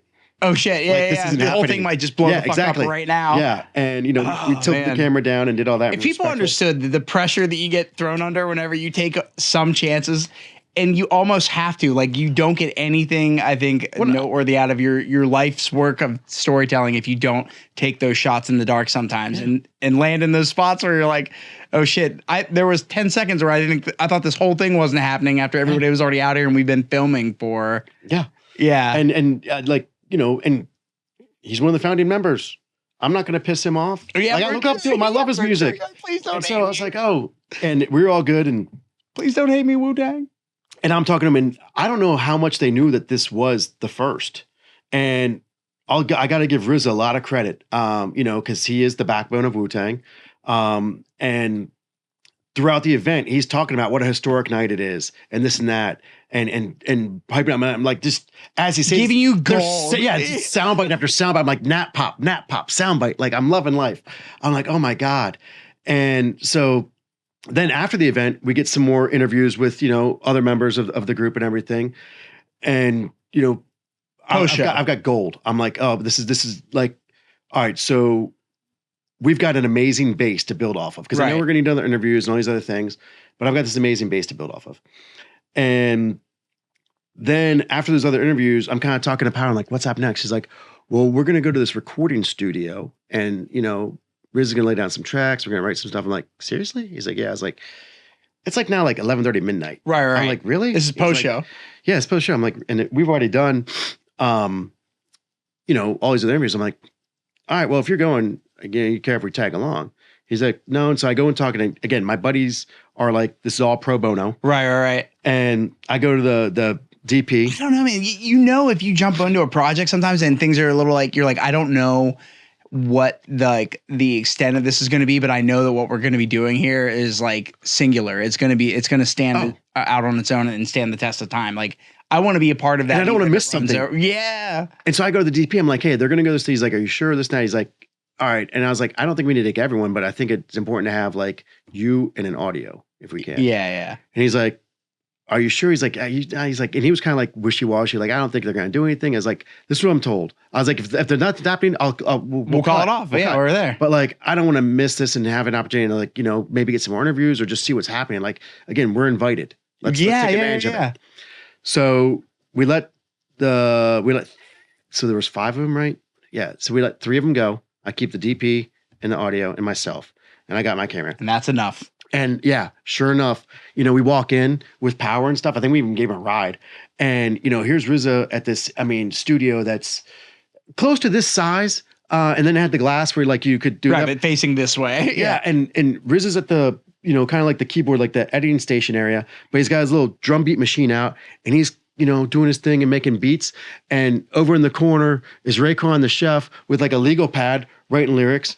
And then, sitting next to him, with his, drink or whatever he's having is YDB, Young Dirty Bastard, ODB's son, who looks just like him. Yeah. And sounds like him. And he's doing the same thing with that. And then you got like, Ghostface Killer over there doing stuff and whatnot. And so we're just getting just to gold. Be in that space. Yeah. And they got food and drinks everywhere. Of course, I make myself a cocktail. I'm going to fit in and hanging out. And then I'm like, hey, can we peel guys off one at a time just to get some interviews with people and talk more about this moment, this night, and just, Wu-Tang and stuff in general. So we got like 5 more of them. Like some we now have twice. Right. As well. Which is great because you've got that for the pre and post. We got, Power, and then Tariq is the other kind of figurehead. So sat him down and talked for a while. YDB was awesome. And then we're back to shooting in the studio, and lo and behold, here comes Method Man. And I mean, he's a big boy. I don't know what he is, 6'3", 6'4", but he's a big boy. He's a big boy. And he's just full of energy and life and fun. And he kind of comes dancing. He's got a little, cigar thing or whatever, who knows what he's smoking on. But, I don't even think it was lit yet, but like that's in his mouth. And he kind of comes, he's like skipping and dancing in. And, I'm actually in the audio booth shooting out, but like I'm on my belly lane because I'm trying to get this like cool wide shot. Right. When he comes in, so I get the feet doing this, and that's why I see it first. And then I tilt up. It's just a beautiful reveal of, meth. And I was like, oh shit. And so it was one of those things you just, those moments. And, again, so then of course, the pandemic happens and we lose stuff, and we're trying to, still finish this. And with it being the 50th anniversary wrap coming up, I've been trying to get others interested to, at least showcase part of this in another story. Yeah. And then, then have legs to do the full doc that I want to do. Cause, I know I need to go and sit down with each one of those guys or a majority of them more, but I also want to hear from, historians of Nashville, of the rhyming, of country music, and right? Like that, but especially like fits rhyming. Into the piece, yeah, and how this makes music, because the one thing I feel about music is it is inclusive. Like music can bring people together. I think music and food. I think music and food can really bring people together. There's just something about both. Yeah, that it kind of doesn't matter, but like music and food, I think have those traits.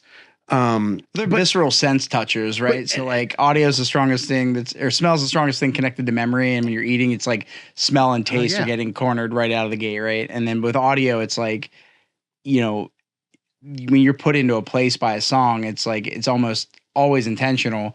And like when you write and release something, it's like, it's not yours anymore. You put it out there to be interpreted however it's going to be. And so it is kind of great when you get to see this sort of like macrocosm of an event, of a show like that, and you're looking at the spread of people and the different types of, you're like, these do not fit into the typical categories that we would say this demographic should look like. It's really cool to see that people connect with it in every in every corner of the world. And you basically were a part of seeing that in real time. It was unbelievable. And the, one of the aspects that, made it, so much fun was just the access and how open these guys were. Like, I wasn't sure, like, minus the initial with Jizza, which threw me off guard.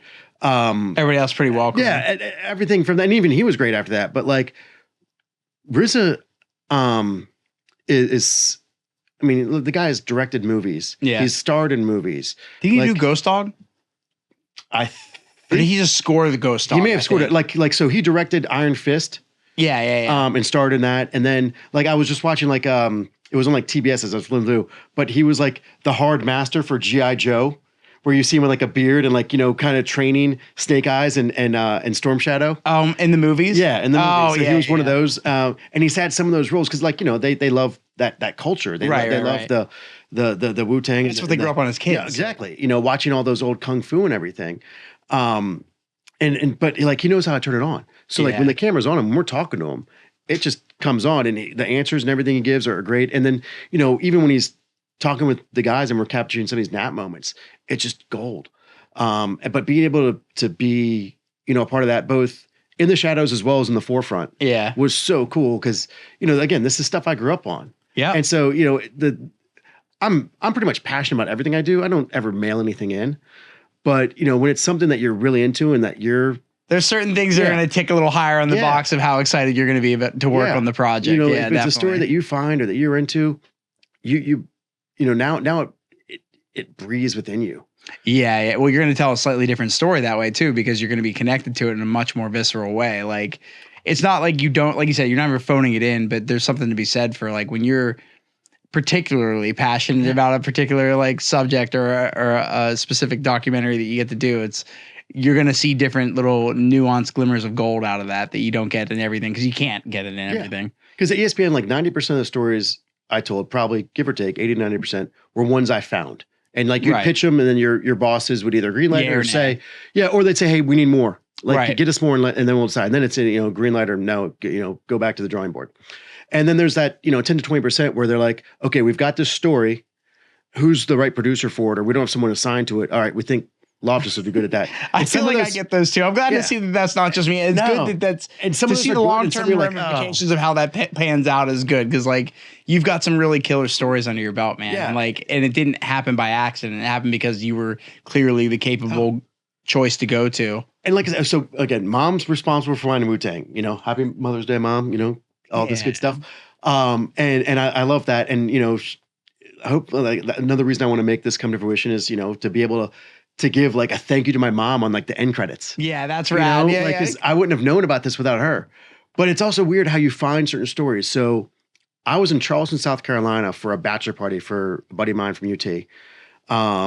And it was, I think it was the first time I was nominated for an Emmy. And so, like that, I was flying from Charleston to New York City to go to the Emmys right after the bachelor party. So I got my suit and everything with me. Why show up a few hours before? Because I flew in, they're all driving in from Knoxville.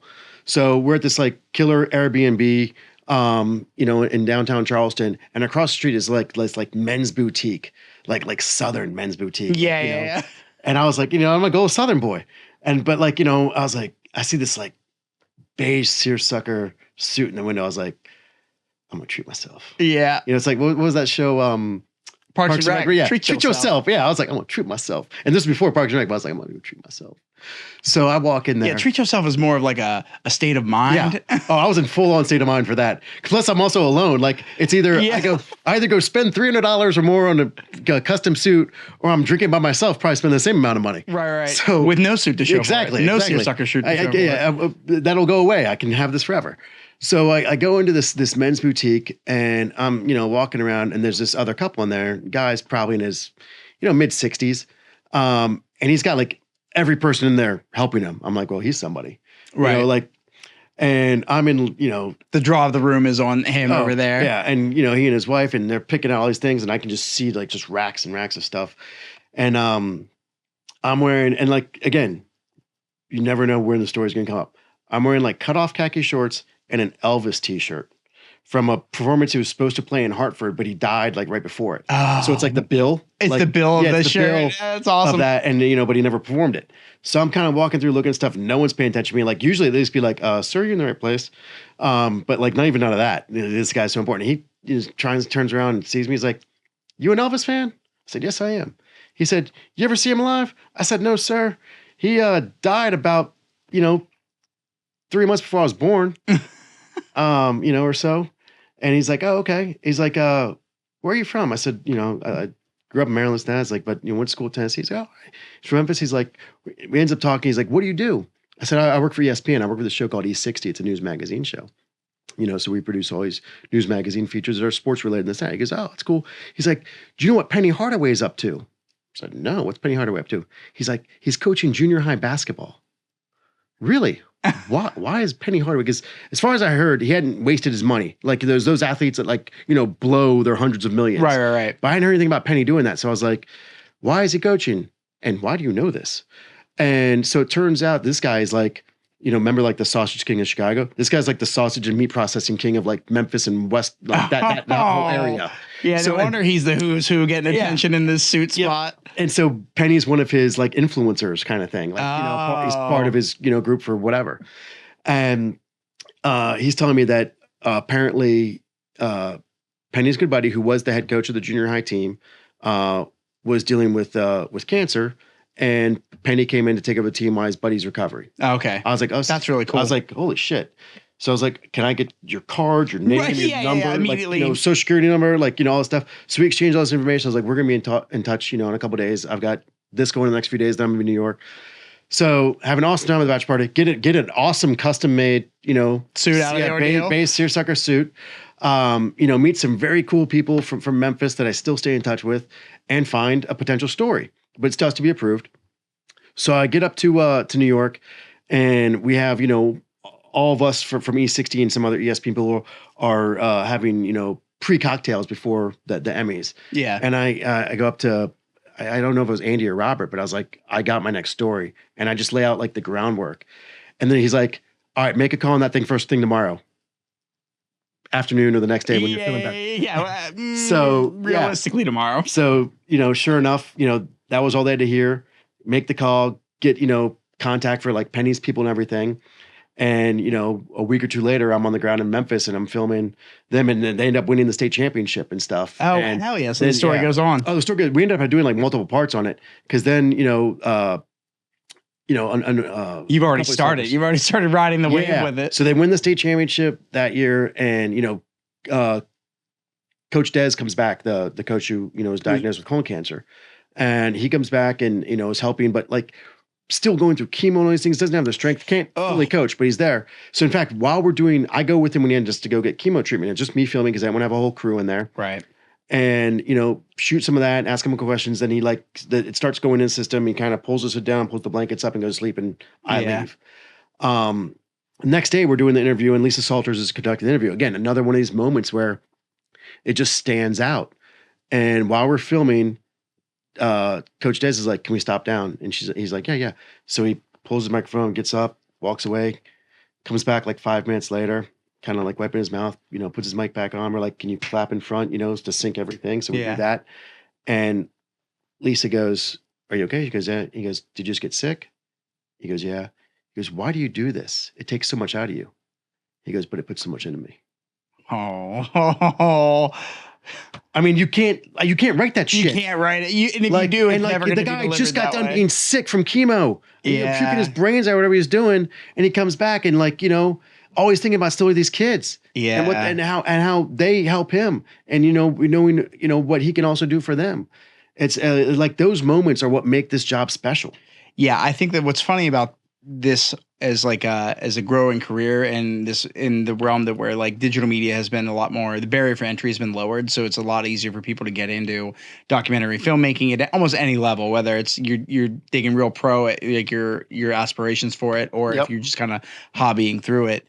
I mean, the end result is still always the same. You have to chase the story, and I think it's good to be very passionate like you are about that storytelling aspect. And there's something to be said for just being present and out in certain areas. Like if you're a comedian and you don't go out and experience things, you don't have things to write about then. So you're writing almost out of like conjecture and not like, and so in the same regard that you could be doing that for video production or even just like, it's something as simple as photography, like uninspired work really kind of screams that it's uninspired.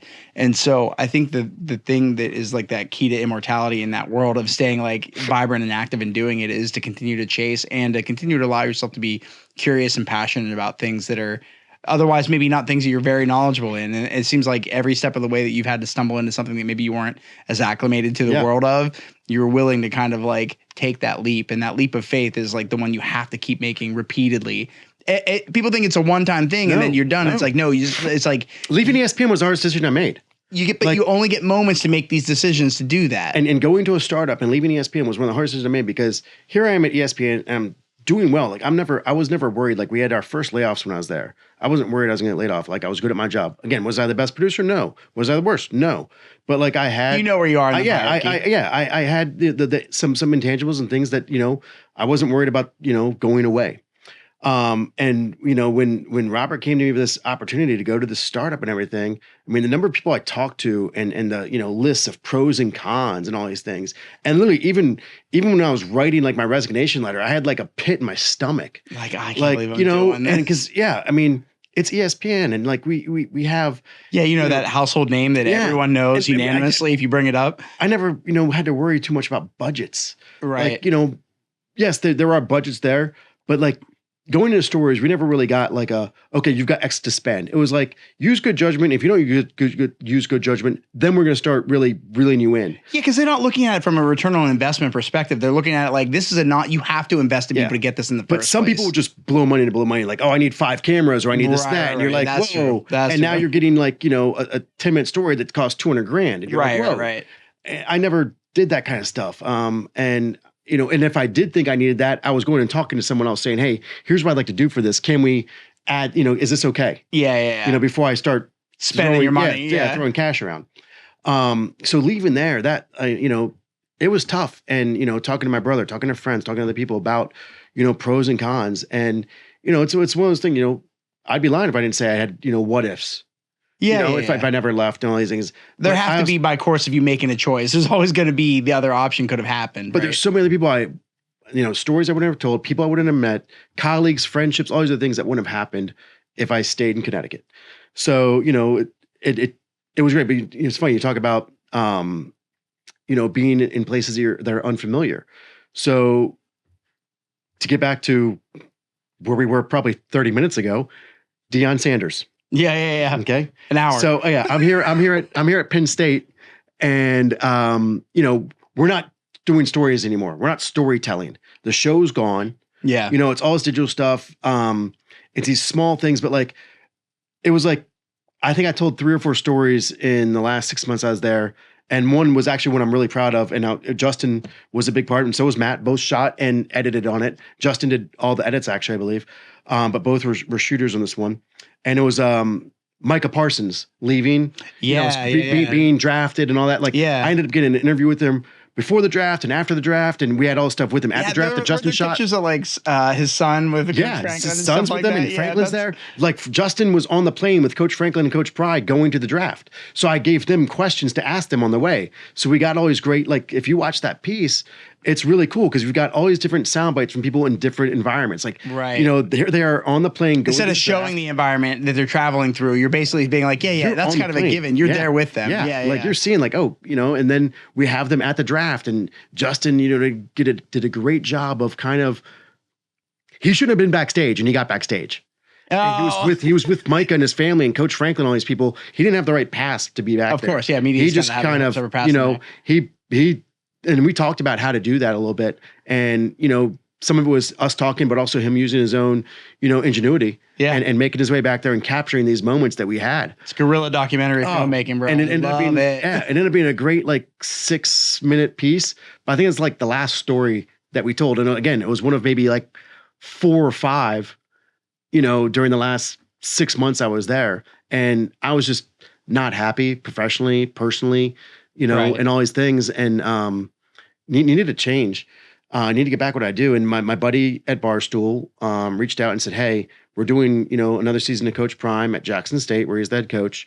Would you be interested in going down and, kind of field and story producing this? I said, yeah, I'd love to. That sounds great. Let's talk more about it. And so, learn more about this and talk with the showrunner and, get on board and, again, talk about not knowing your environment. I mean, here I'm in Jackson, Mississippi, at an HBCU, historically black college and university, that I've been at like one or two for like a day shoot. Right. But now I'm immersed in it for 5 months, living in a hotel.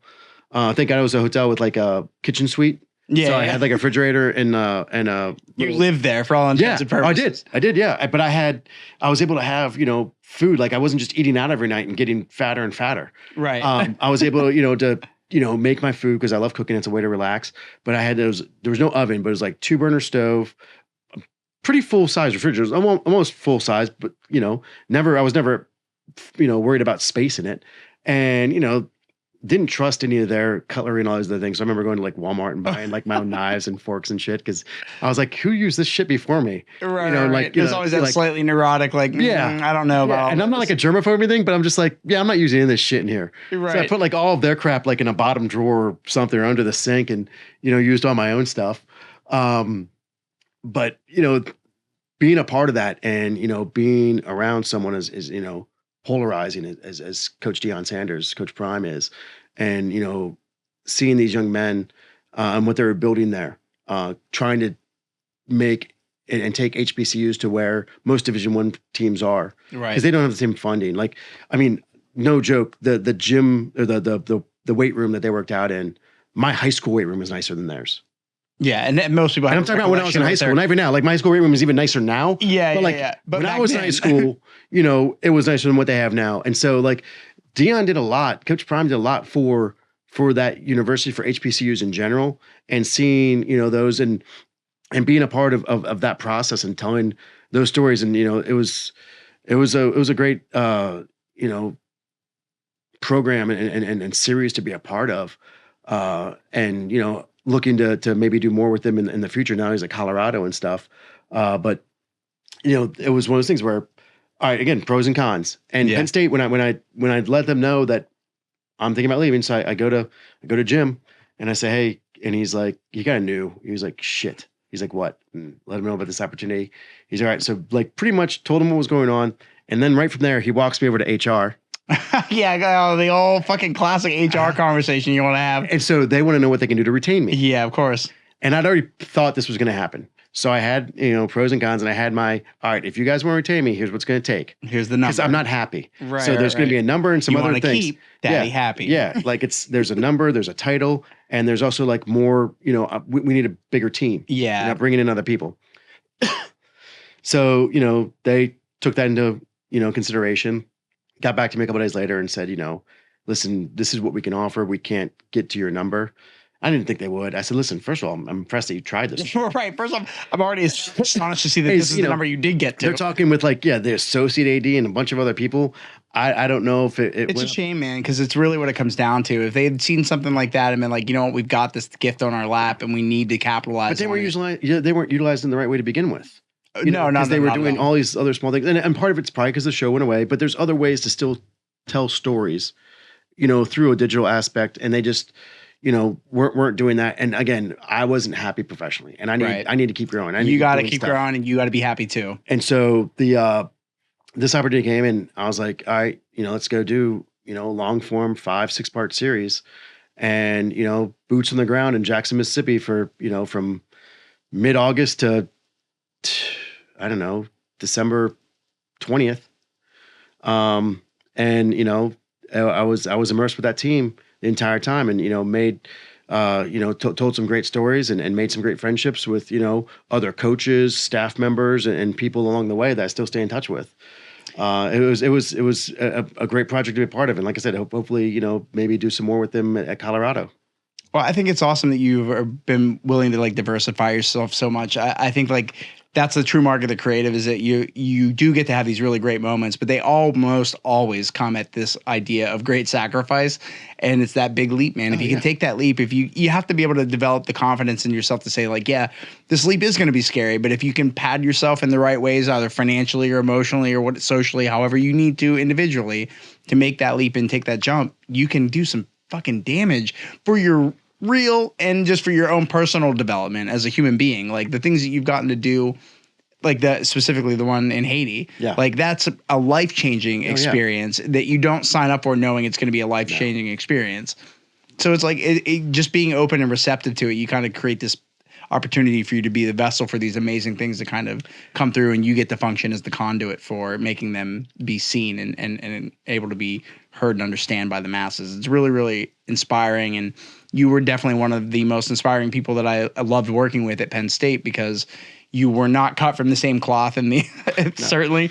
And in that regard, like we were both not cut from the same cloth when it comes to like our methods and practices. And like I enjoy the wealth of experience that you have that I've been able to like capitalize on just by being like a proxy to it and just around it. Well, that was the thing that blew my mind when I came in, and I'm not going to name names, but like, there was two other APs that were there, or I think they actually technically had producer titles, but they were basically glorified PAs, APs, and seeing them, go out and do a shoot and not have question lists, or the way they would ask questions.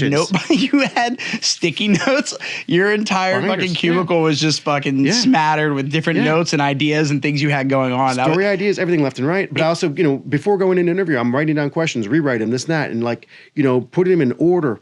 And I'd see the other two go out and do something, and then I'd listen to some of their stuff.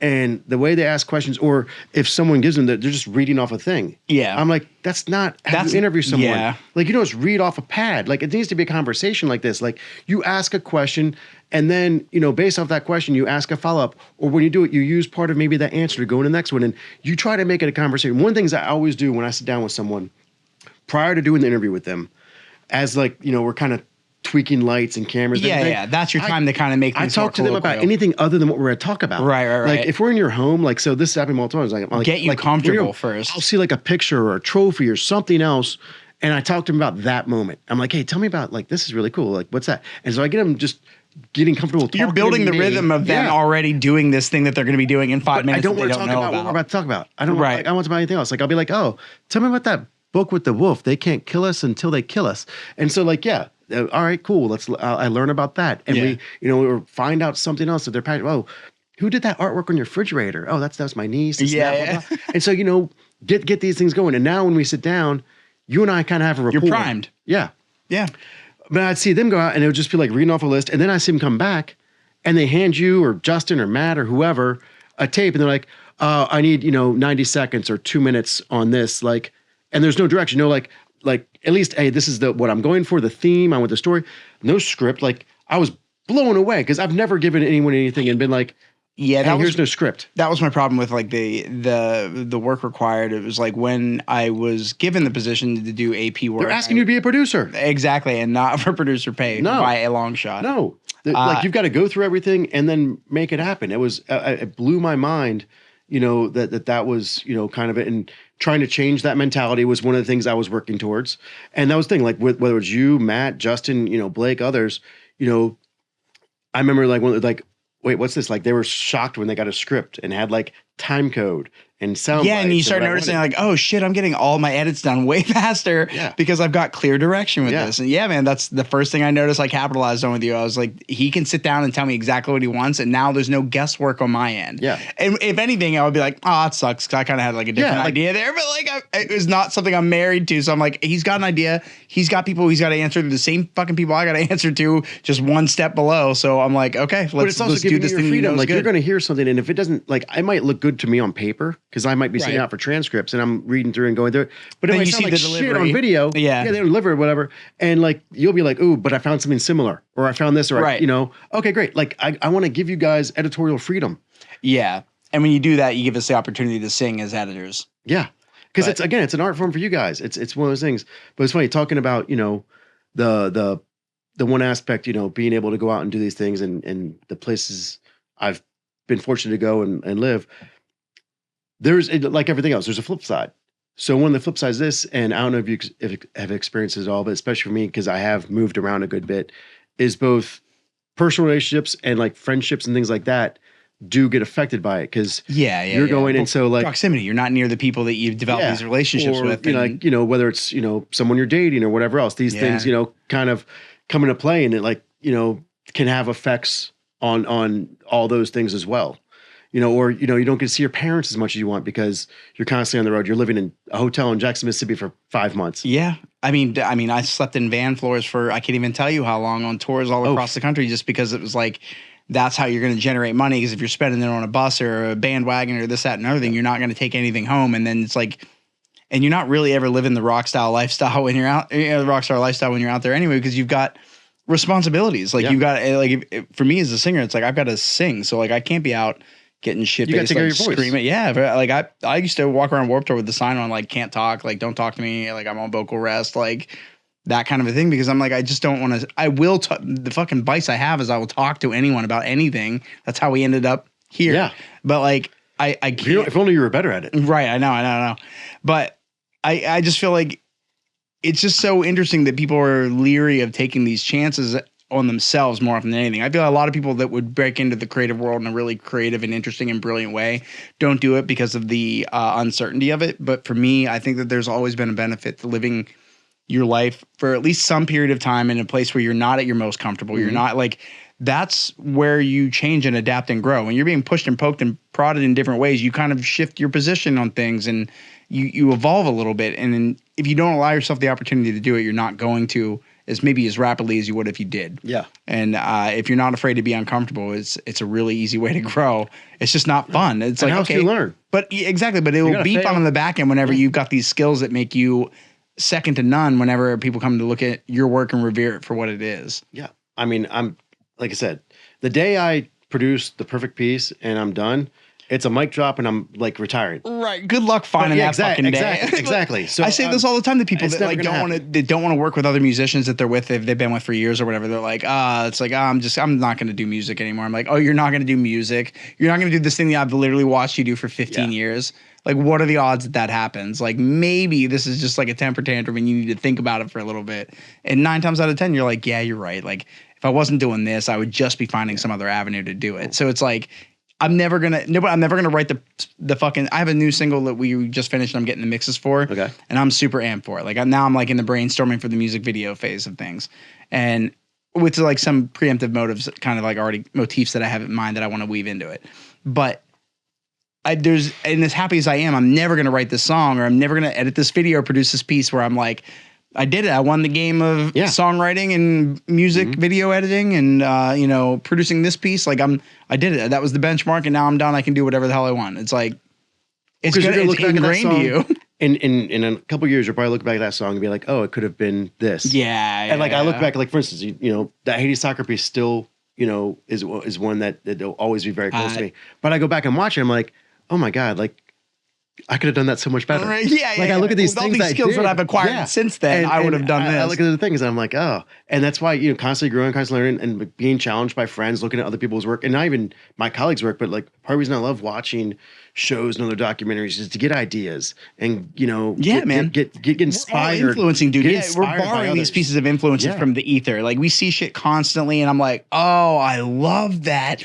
I had no idea I loved that. Yeah. Like I'm gonna find a way to integrate that. It's not gonna be this because this is what it is, but like this idea or this concept is really, really like you were talking about. You're like, I like a lot of negative space. We're at the very beginning of this, and it's like, if it's done right, there is a balance to all these things. You obviously don't have the same format that for like because I don't think this goes out linear, right? In terms of like how, like what platform is it going? Is this for phones or? Both. It goes, it goes, it's out on it's distributed through, so Spotify, and so it's a video podcast on Spotify, and then it's also on YouTube and Facebook, everywhere else you can. So I wasn't sure if you're worried more vertical or horizontal, where you're like, okay. I try to frame them just enough wide enough so that whenever I'm cutting the social clip out, I've got the ability to have like at least this aspect of it in there, so you can like see and be a part of the exchange in real time if it's one of those moments. Which we learned when we were doing the Snapchat show. In fact, like one of the first episodes when we were doing that, we were trying to like just have the cameras tilted right the yeah time, so we didn't have to worry about the framing. Right. It was hilarious. Like learning some of these things and trying different techniques. Like we were doing this was a riot. My buddy Alex, he swears by the gaff tape up the monitor method of like being like, this is pretty close to it. And I'm going to actually make it a little smaller so that you're mindful of that gap that you're really recording in. And I mean, little things like there's little adapters I've seen pop up that are now they'll actually tilt your DSLR and not shift the balance of it so that you can actually shoot in the same direction as it just shoot it vertical. Okay. But I almost don't love that more because you still have this, if you shoot it wide, you got the ability to kind of scroll around in there inside that timeline that's 1080 by 1920 and be able to make something work out of it. This is all basically, speaking hieroglyphics to people who don't do this stuff. But like, that's the best part. Like one of the things I love when you're again, when I tell everyone they get as many internships as you can, ask questions. If you don't know what a shotgun mic is, ask about that. Like learn these things. Like, get behind the producer, the director, the cameraman guy, the editor. And, again, God gave us 2 ears and 1 mouth, listen twice as much as you talk. Don't always follow that. I don't always follow that. But I try to absorb as much as I can. And I got no problem asking a dumb question. If I don't, and I still do. To this day, I still do, especially like certain things because I'm not, as technically inclined. Again, I'm good at storytelling. When it comes to certain things like the newest camera equipment or editing software or this and that. Right. Like, teach me. Let's learn. Let's do this. And that's one of the things I tell everyone. Like, again, it's all about making connections. Yeah, those fundamentals aren't changing. Asking questions if you're not sure. Yeah. But ask at the right time. Like, if you're in the middle of a session and everyone's brainstorming, don't stop down. Like, find a time afterwards and pull someone aside and be like, hey, write notes and ask, hey, what were these 2 or 3 things? Yeah. Where were the moments in this? And that's actually, I actually enjoy getting the time that I get to spend doing like the playback and watching through the podcast. And like, I listen to my own just as a personal critique to be like, was that as good as I thought it was? Cause I'd leave like, I'm going to leave this one feeling like it's great. I left the one that I did with my buddy Sam Gilman like 2 or 3 weeks ago. I was like, that was fucking awesome. We just had so much fun interacting and literally just specifically diving down these rabbit holes of music industry speak that we have to kind of go through. And, the parallels that you got to the pitfalls you got to kind of avoid. And it's nice to go back and be like, oh shit. Like my first couple episodes, I was like, oh, I say like way too much. I was going to ask, what's it like? When you go back and watch, not only hearing your own voice, but seeing yourself. Because right now I'm hearing myself, and it's different because sometimes you hear your own voice and do I really sound like that? And you're kind of curious. So you're doing this on a regular basis. Yeah. So for you, when you go back and rewatch these, describe to me hearing your voice and seeing yourself, and is it something you're conscious of, or are you happy? Or I think I am because I love myself enough to know that I'm not perfect. I'm never going to be perfect. I love my fucking mannerisms and my quirks. And the things that I've noticed about myself whenever I'm in a room speaking with people and we're talking about things creatively, like I tend to be in a situation or a position where whenever I start talking, it's not because I'm talking louder or I'm talking too much that everybody else stops talking. Some people want to digest the things that you're saying and internalize and see for themselves whether or not they think they're real or it adheres as like a part of their truth to them. Like that, like, oh yeah, I guess I could see that. And so I guess insofar as I've already got that like confidence in mind that whenever I'm going down a rabbit hole and we're kind of talking about something that's really niche or whatever and really specific, I'm passionate about it. If you're excited about it, talking about it, usually people are going to be passionate about listening to it. And if you can't bridge that gap, it's like you got to be able to figure that out because the baseline of communication with getting people to be interested in what you're saying or showing them is, or writing for them is writing something that is, you want to be unique, but you don't want to be so boutique that you're not able to be received. Like I was gonna say one of the things that must be interesting for you guys is when you're doing this, not only yes, you've got an audience, and I'm sure, it's people that are in our industry and around our industry, but there's others. But going in these, like you said, niche things, when I see or hear stuff like that, I then research it. If it's something I'm into, like if I don't follow, but I'm like, and I see how passionate you are. Yeah, I love that. Like, exactly. That's why I get out of the podcasts that I watch. Like I listen to tons of podcasts. So like, I love Andrew Huberman's podcast. I would love to have him as a guest. I would love to be a guest on his. I'd love to do just a study with him. Just the person who is, very interested in analyzing the brains insofar as he can create protocols that help us kind of circumvent the weird little habits. I just turned me on to him recently. Oh man, he's so good. And like he breaks it down in a way that's very digestible, which is, I think, truly profound in and of its own right. Like to be able to do that in the first place for me is like, that's a feat. So, but that it's got to be like not worrying too much about what the outcome of it's going to be. Like I'm sure some people are like, I hope I've got people talking shit that I started a podcast. I hope that there are people that take things away from it that they like. And I hope that there are people that are like, oh man, I'd like to go on there, that have no business wanting to do that in the first place. And learn something from it. Yeah, but like I just want people to just it's just a platform, the ability to like the conversations that you and I have I always fucking have a good time because I'm like, you see it with the same cutthroat, like no bullshit mentality that I do when it comes down to brass tacks on how you got to actually execute on pulling something off. Mm-hmm. There are certain implements or protocols or practices that you just need to implement. And we said the art of the interview is an art. Like you cannot just go in there and read questions off a thing and have it be I'm still perfecting it. Yeah. And that's the best part about it is like, it's just like the songwriting or the producing or whatever. You're always learning. And if you can look at it in this way where you're always going to be engaged with it from a learner's mindset and I don't know everything mindset, you're going to do great things. Like, and I believe that deep down, if you have that curiosity, you're going to continue to tap into that. That's what I love about this job. Like I've always said, if I wasn't doing this, I'd be pumping gas in Jersey because that's where they have full service. Yeah. Still. You know, there's stories are always happening, always coming out. Again, it doesn't matter if it's sports, music, you know, whatever. There's and you know, we're talking about the true crime docs. Yeah. It's funny. It's not really a true crime doc, but there's a country music band that I'm friends with. And they've got a backstory that is ridiculous. And again, going into my whole superstition, I don't want to get into it too much. Right. And I've sat down with the guys and talked to them about it on with my GoPro and everything.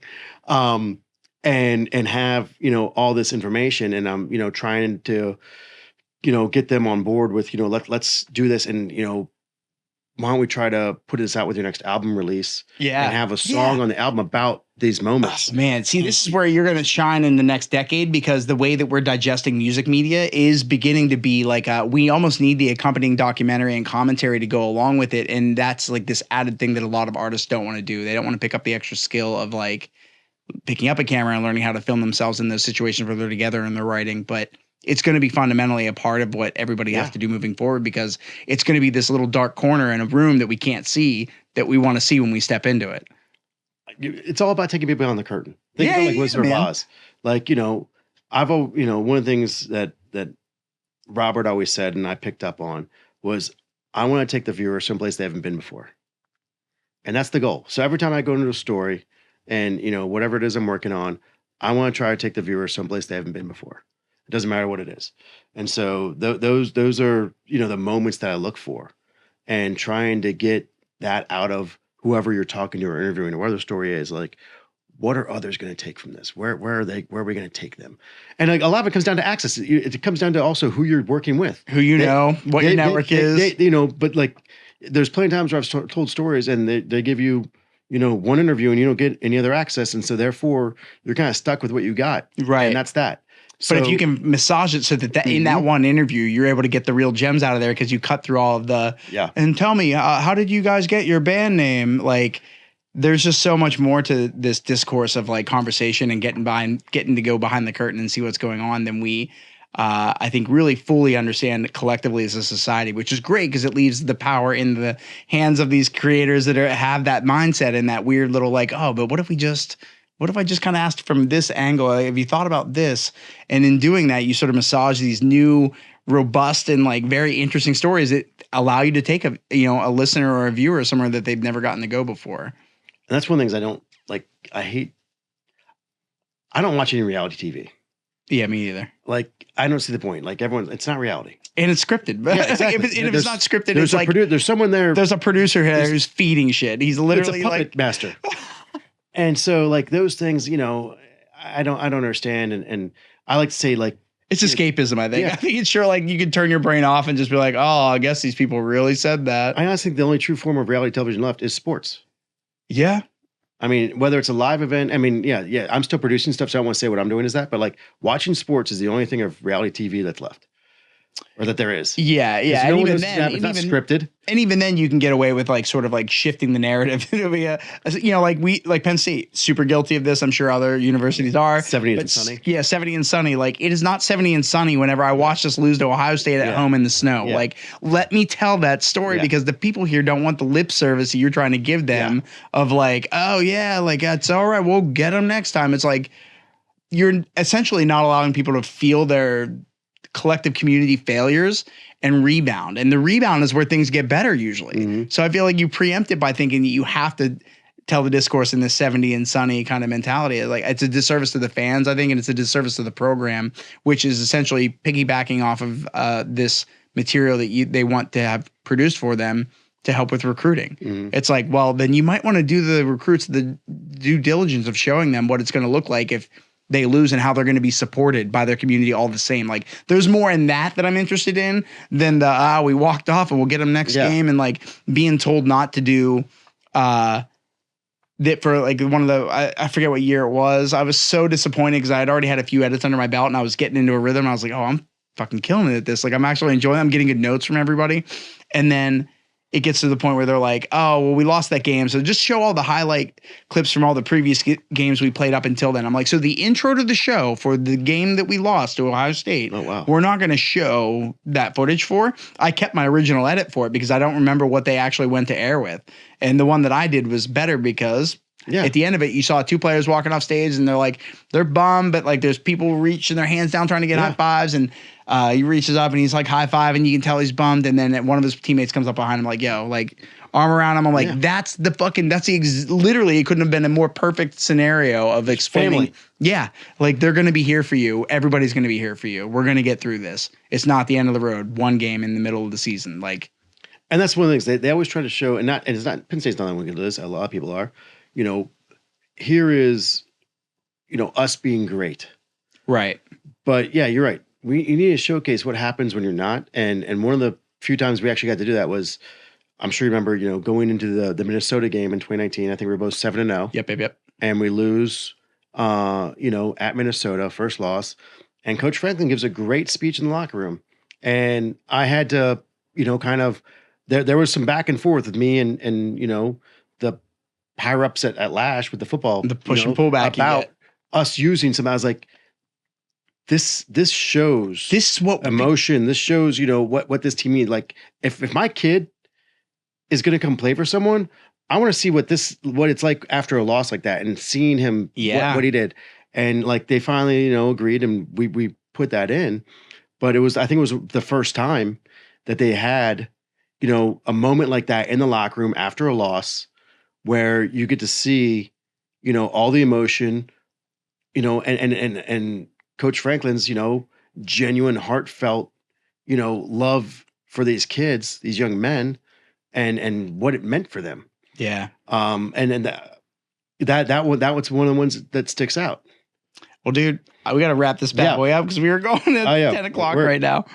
But so what, same time tomorrow? Yeah. I'll see you again. Not going to be the last time I have you on, man. I look forward to seeing the things that you're doing with some of these upcoming projects and just seeing where things get placed. I appreciate it. It was a pleasure being on it. This was fun. Like for my first time doing one of these, this was a blast. Well, I'm glad you had a good time, man. So I look forward to more of these. And obviously, anything I can do to help you as we move forward and vice versa. Yeah, sure. I love collaborating with you. Always, brother. Always. Dude, thank you so much. Get out of here. I love you. Always. I'm so glad to have you here. That's going to be a wrap for this one, man.